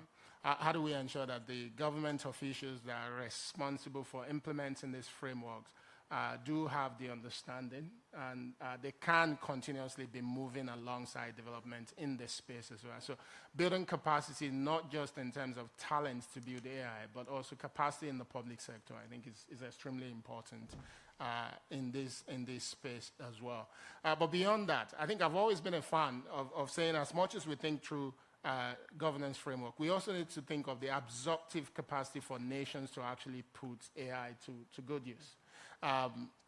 Because we can see all the development that we want to see in the world. In nations where connectivity is still not meaningful, you can see limitation as to how AI is applied, and then the ability of people to even govern in the first place.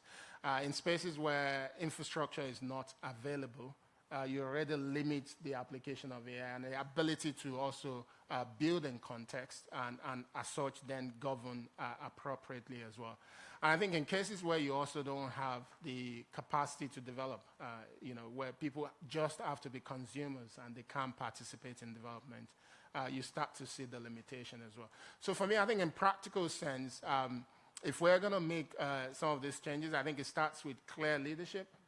Both political leadership. I think the leaders must have a clear understanding of why this is important. There will be a need for trusted institutions, because you can't really have governance systems in place if people don't trust the institutions that will implement the governance framework.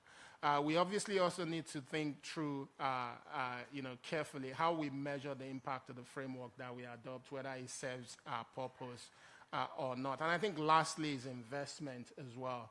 Nations must prioritize investment in artificial intelligence, whether it's investment in compute or investment in talent. The same way we can articulate how much impact good connectivity will make to a nation, It's the same way we now need to be articulate the benefit and the impact of investment in artificial intelligence on the bottom line of every country, because this is now the key driver for GDP in most countries, as we're seeing. So it's important that we prioritize investment as well. Thank you.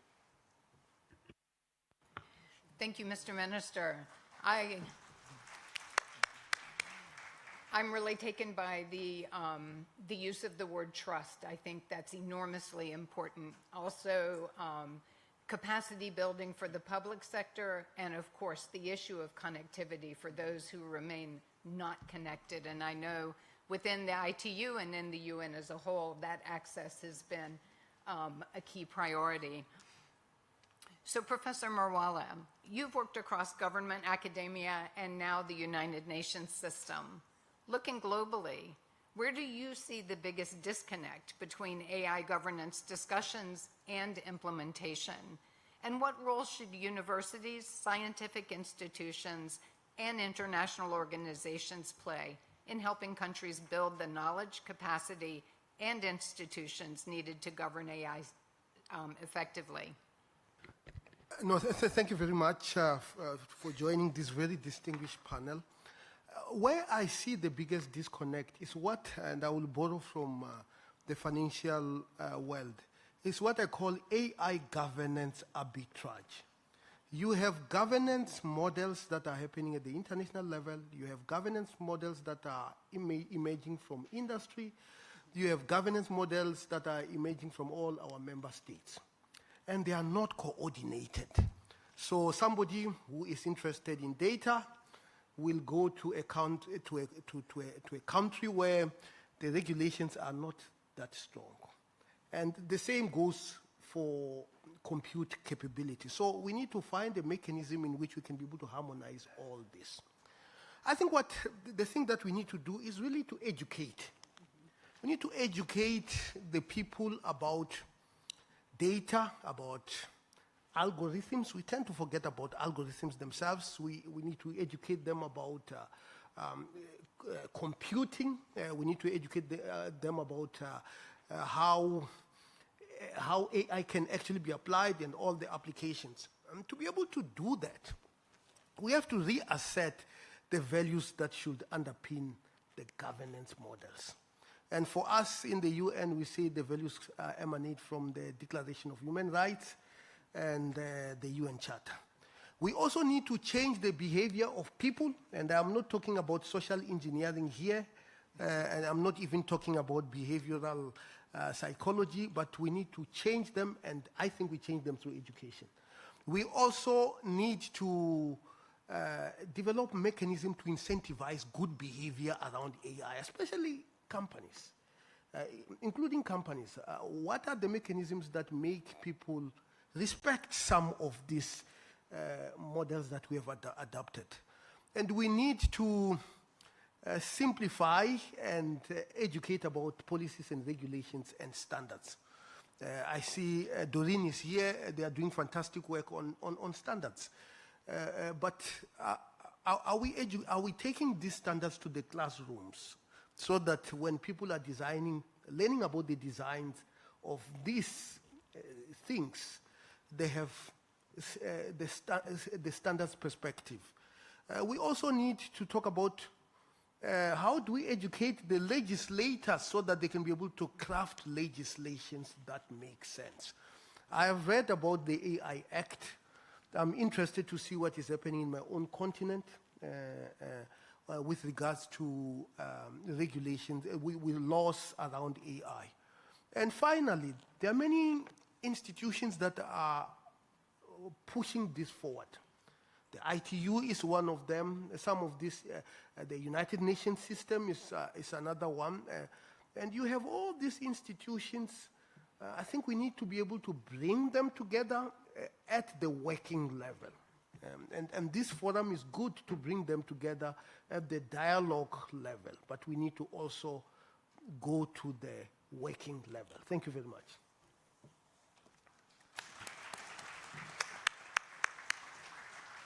Thank you very much, Professor. I'm really taken by your use of the term arbitrage, because I think seriously when you have fragmented and sometimes discoordinated governance mechanisms.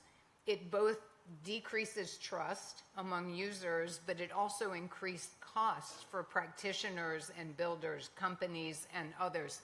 And there's really, again, what I hear again is the need for education in the public sector, legislators and executive branches, to be able to effectively provide the kind of leadership.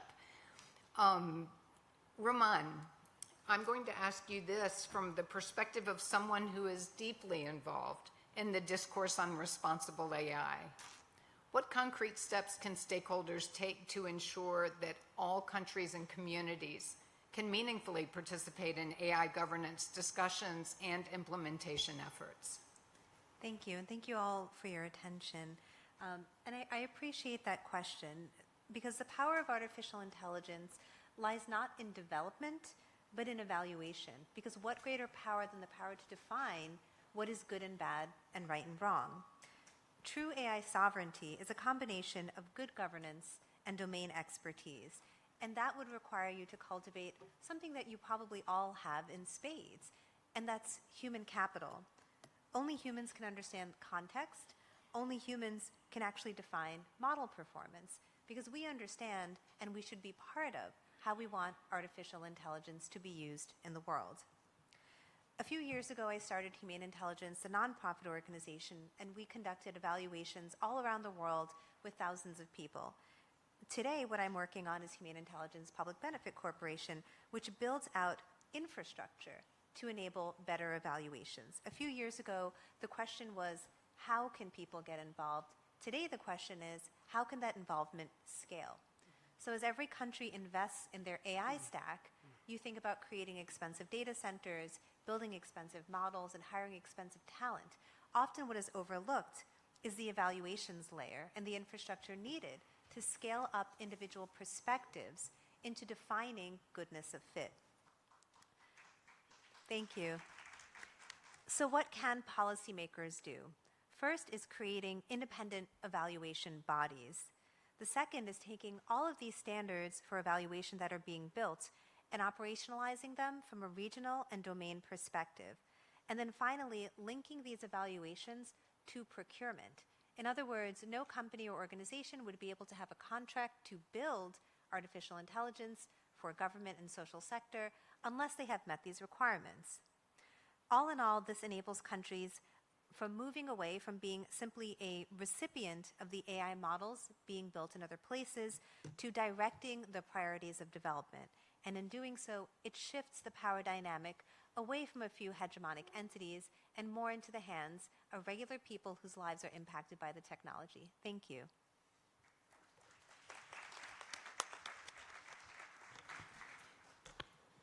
Thank you very much. I appreciate it. And the evaluation, again, is a way that you build trust and build certainty. And I think a very useful contribution. And thank you. So, Kate, your work focuses on ensuring AI is built with local context, data, and communities in mind. And from your experience, what practical approaches have been most effective in ensuring communities are not simply consulted, but become genuine partners in the design, deployment, and governance of AI systems? Thank you for the question, and it's a pleasure to be here. I think really that question underscores a philosophy, an operating philosophy that we've had at Amini, which is that consultation is not fit for purpose, and that true sovereignty or sovereign partnerships requires local ownership. And I'll give you an example of how, through our work with governments across the Global South, we're able to achieve things this through three very concrete things, using as an anchor our work with the government of Barbados. The first is that critical data has to stay in country. In Barbados, we digitize millions of government records, every bilateral agreements, every cabinet papers dating back 2018. And that intelligent knowledge base lives in the country under Barbados jurisdiction on an infrastructure that the government controls. And that means that ministers and civil servants can tap into it, but critically, they can now access frontier model capabilities without having to ever send their most critical data outside of their border. Countries shouldn't have to pick between capability and control or independence. Then secondly, we've talked a lot about capacity. Capacity actually has to transfer. And every contract that we sign with a government, we make sure that a transfer obligation is built in. And we're not talking about a help desk or customer service. We're actually talking about a team in country which is training data stewards within government, but also engineers on specific pillar of operation so that they can take care of the systems. And we usually do this over the transfer over 2 to 3 years. And when a team is ready to own a function completely, Amini hands over the systems entirely. And the goal is for our role to narrow over time, and that for us, that sustainability for us is actually our true measure of success. Then thirdly, the community needs to be able to build on top of it. And in Barbados, we open sourced what we call ChatBB, which is an AI assistant that's lowering the access to public services for citizens. And because it's open source now, any Barbadian developers can build on top of that infrastructure. We're running training programs for local youth and data scientists. They can now not just use the system, but also contribute and add services, create new applications on top of it, which is bringing more and more of the local context into the system, and in turn generating economic value locally. And for me, that's the deeper point, because the most effective approach is not bringing solutions and expecting them to work. It's actually bringing communities at the design stage, and before every single line of code is returned or deployed, so that they can define the problem with you, they can define their use cases, their edge cases, and bring their lived experience and their local context in. And that's the difference between a community that has shaped what gets built. They don't just own the system, they're actually extending it. And I want to end by saying that local context in the Global South has always been our superpower. And right now, co-design alongside local partnership is what becomes true governance. Thank you. Thank you, Kate. And I just continue to hear such a strong theme of capacity building so that populations can own and benefit and really use, again, the promise that AI can bring. So Yi, many ethical AI principles are already well established. Where do you think the greatest implementation gaps remain, and how can international scientific cooperation help translate ethical principles into practical governance mechanisms that can be adopted across diverse countries and contexts? Yeah, you're right. I think there are broad consensus on the AI ethical principles already, not only in the UNESCO Ethics of AI recommendation, but also about the writings in the Governing AI for Humanities report from my UN high-level advisory body members. Well, when we actually translate these like around 10 high-level ethical principles into technical details, we map them into 90 different finer considerations. And then for each and every of them, actually we ask questions to language models. And you know what's really happening is that when we ask the language model about these questions, and then they got really good, like 98.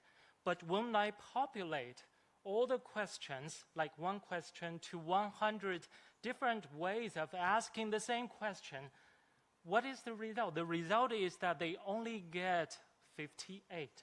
What does that mean? That means application level language models does not pass even the world consensus. This is the real world status at this point.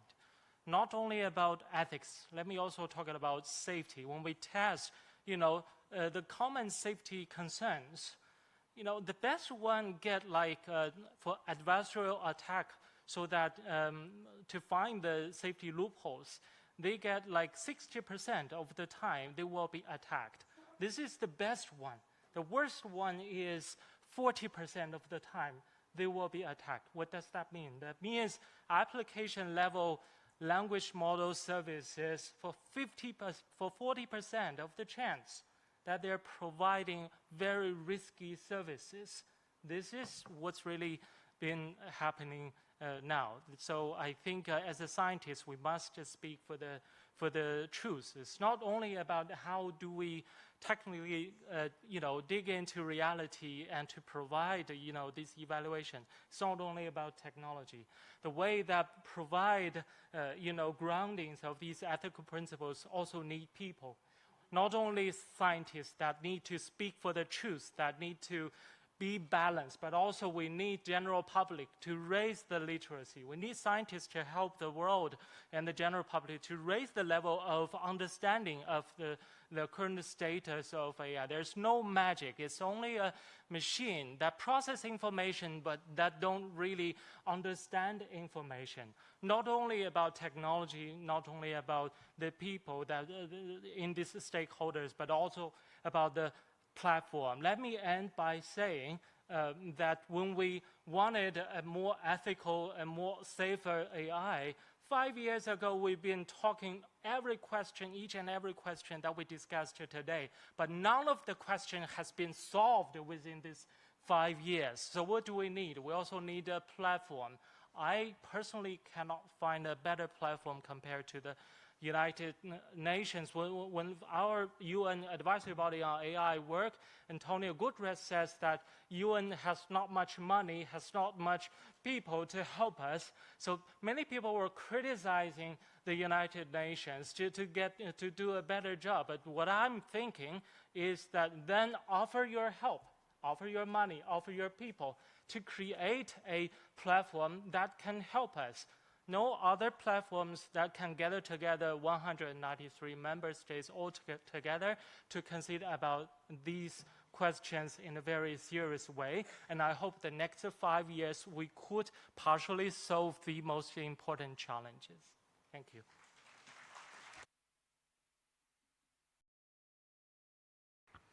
Thank you. And I really, I think a strong call to action, but additionally, really appreciate the focus on the absolute critical need for humans to remain in, as they say, the chain of command. We do. And the skill of critical thinking, that we don't just need engineers. In fact, we need philosophers. We need others who really can approach this from the broadest possible perspective on how we deploy and how we use the information.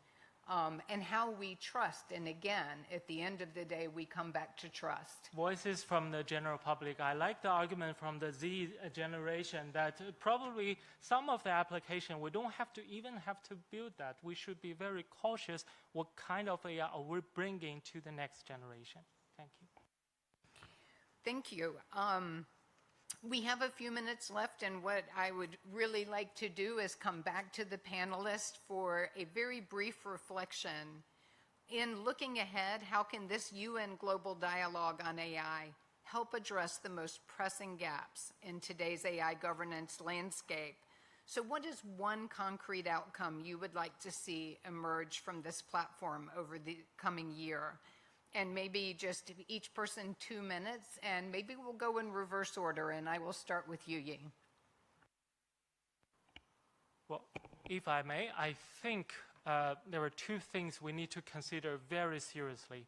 I'm going to continue by saying AI ethics is not only about what we shouldn't do, but also what we should do.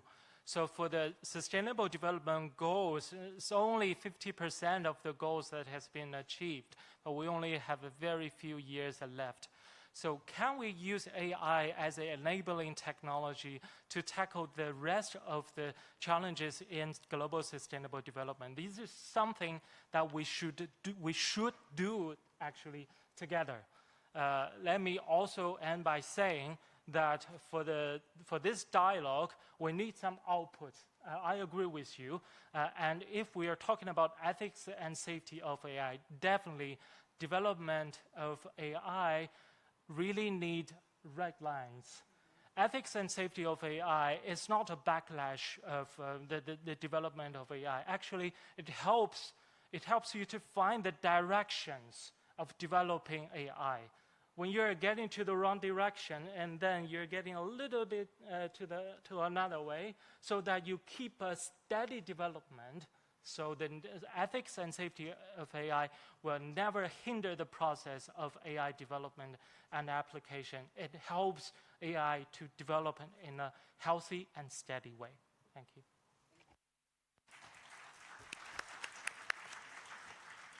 Maybe Ruman will come to you.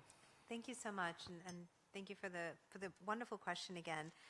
So there's a few things that I think I would like to see in the next year. You know, I think for all of us sitting on this panel and in this room, at this point we're on so many advisory groups, bodies, panels, and organizations that, you know, we often find ourselves cutting down the kind of engagement that we're doing and focusing on the ones that bring the most value. So what will bring the most value in the next year? In 2023, I wrote an op-ed for Wired where I said AI desperately needs global governance, and that has actually not changed. But what I have seen is a global governance that's built on consolidating the people who are already powerful. These dialogues present an opportunity to maybe reset the direction that global governance has taken. So one is I would love to see a concrete direction in incorporating and engaging global South and global majority countries. Again, you know, organizations like Kate's and mine have really focused on encouraging voices that are not always the voices in the room. The second thing I'd like to see is a discussion of sovereignty, yes, but sovereignty that doesn't lose the concept of cooperation. We live in a time that's very geopolitically fraught between countries, between regions, and frankly, it feels like we're heading into an era where we're actually rolling back some of the international cooperative agreements that we've seen, not just across countries, but also within technologies. So while I significantly encourage sovereignty and ownership of the models and the modalities in which AI is built, I also want to ensure that we engage in international cooperation rather than closing doors to each other. Thank you.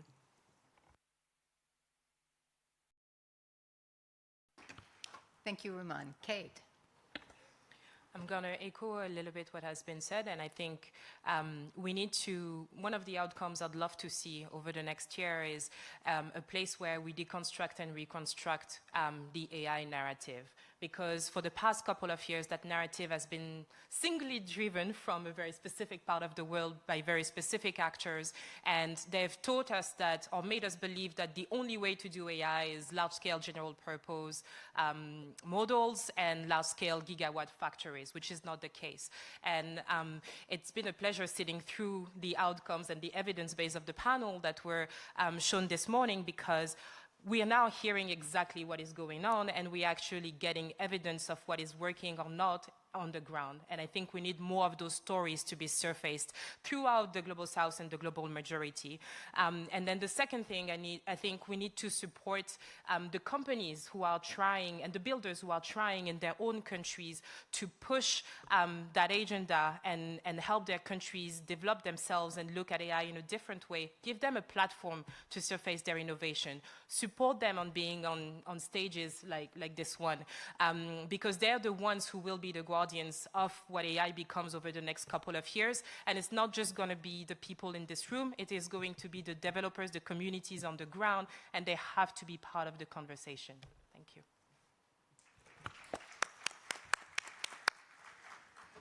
Professor. Thank you very much. If there is just one thing that I would like to see, is to move from talk to action.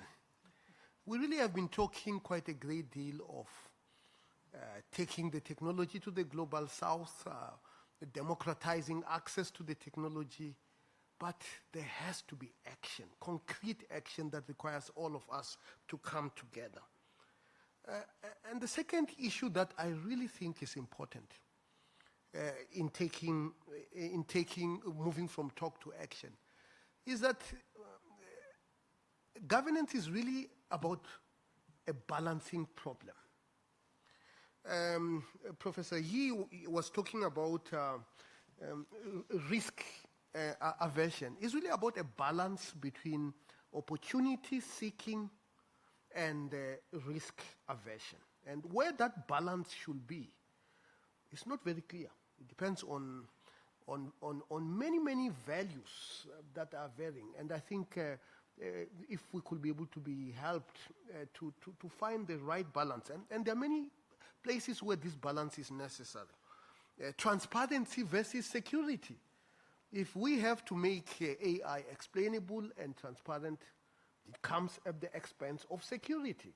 Where is the balance? Who determines it? Another one, which was also mentioned earlier, there's quite a great deal of AI that is being trained using synthetic data. What is the balance? Where do we draw the line between the use of synthetic data versus the use of authentic data? And who determines that? And then there's the issue of truth. Truth is a very controversial subject in AI. If you go to an AI course, nobody talks about truth, they talk about accuracy. And the reason why they talk about accuracy is because the dominant version of AI, which is based on backpropagation, assumes that you can differentiate a function. And if you can differentiate a function, it can't be discrete like truth. And that is why, as long as we do not find a new paradigm, then we are always going to be talking about these issues. We need to invest in new paradigms to deal with algorithmic limitations of AI. Thank you.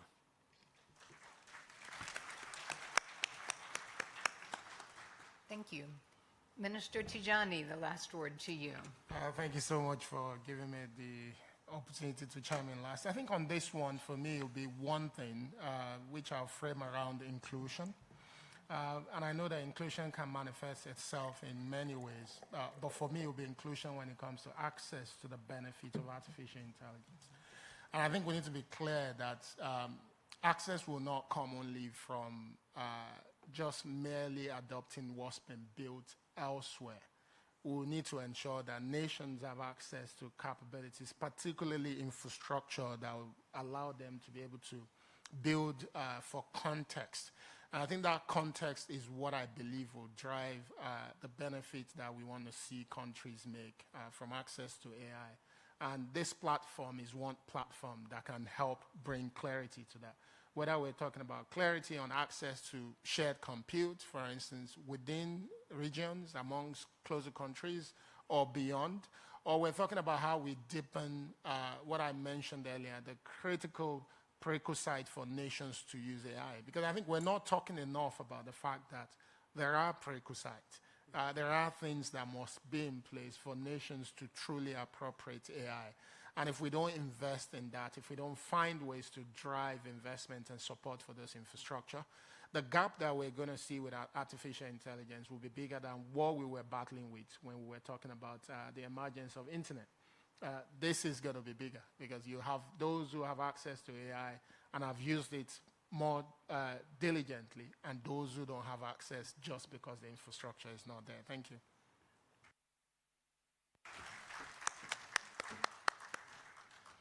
Thank you. Thank you all. Thank you, everyone, for joining us today for our first moderated panel of the day, and to all of our speakers. I think today's conversation has reinforced that AI governance cannot be achieved by any single stakeholder or country, and progress will depend on sustained collaboration across governments, industry, academia, civil society, and the international community. So thank you all, and I hand the program back to our Master of Ceremonies as I believe we break for lunch.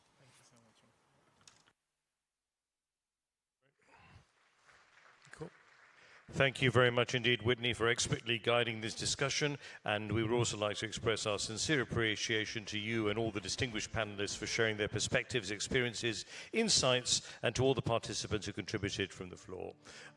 Thank you very much indeed, everybody. So if you could please take note of the previous information, that was to please clear the room as quickly as possible. We are going to be reformatting this room, so take your belongings with you. Unlike the aeroplane, please take everything with you, and please stand up right now and leave the room so that they can reconstruct it again, which will be rooms A, B, and C, and we wish you a very good lunch. Thank you.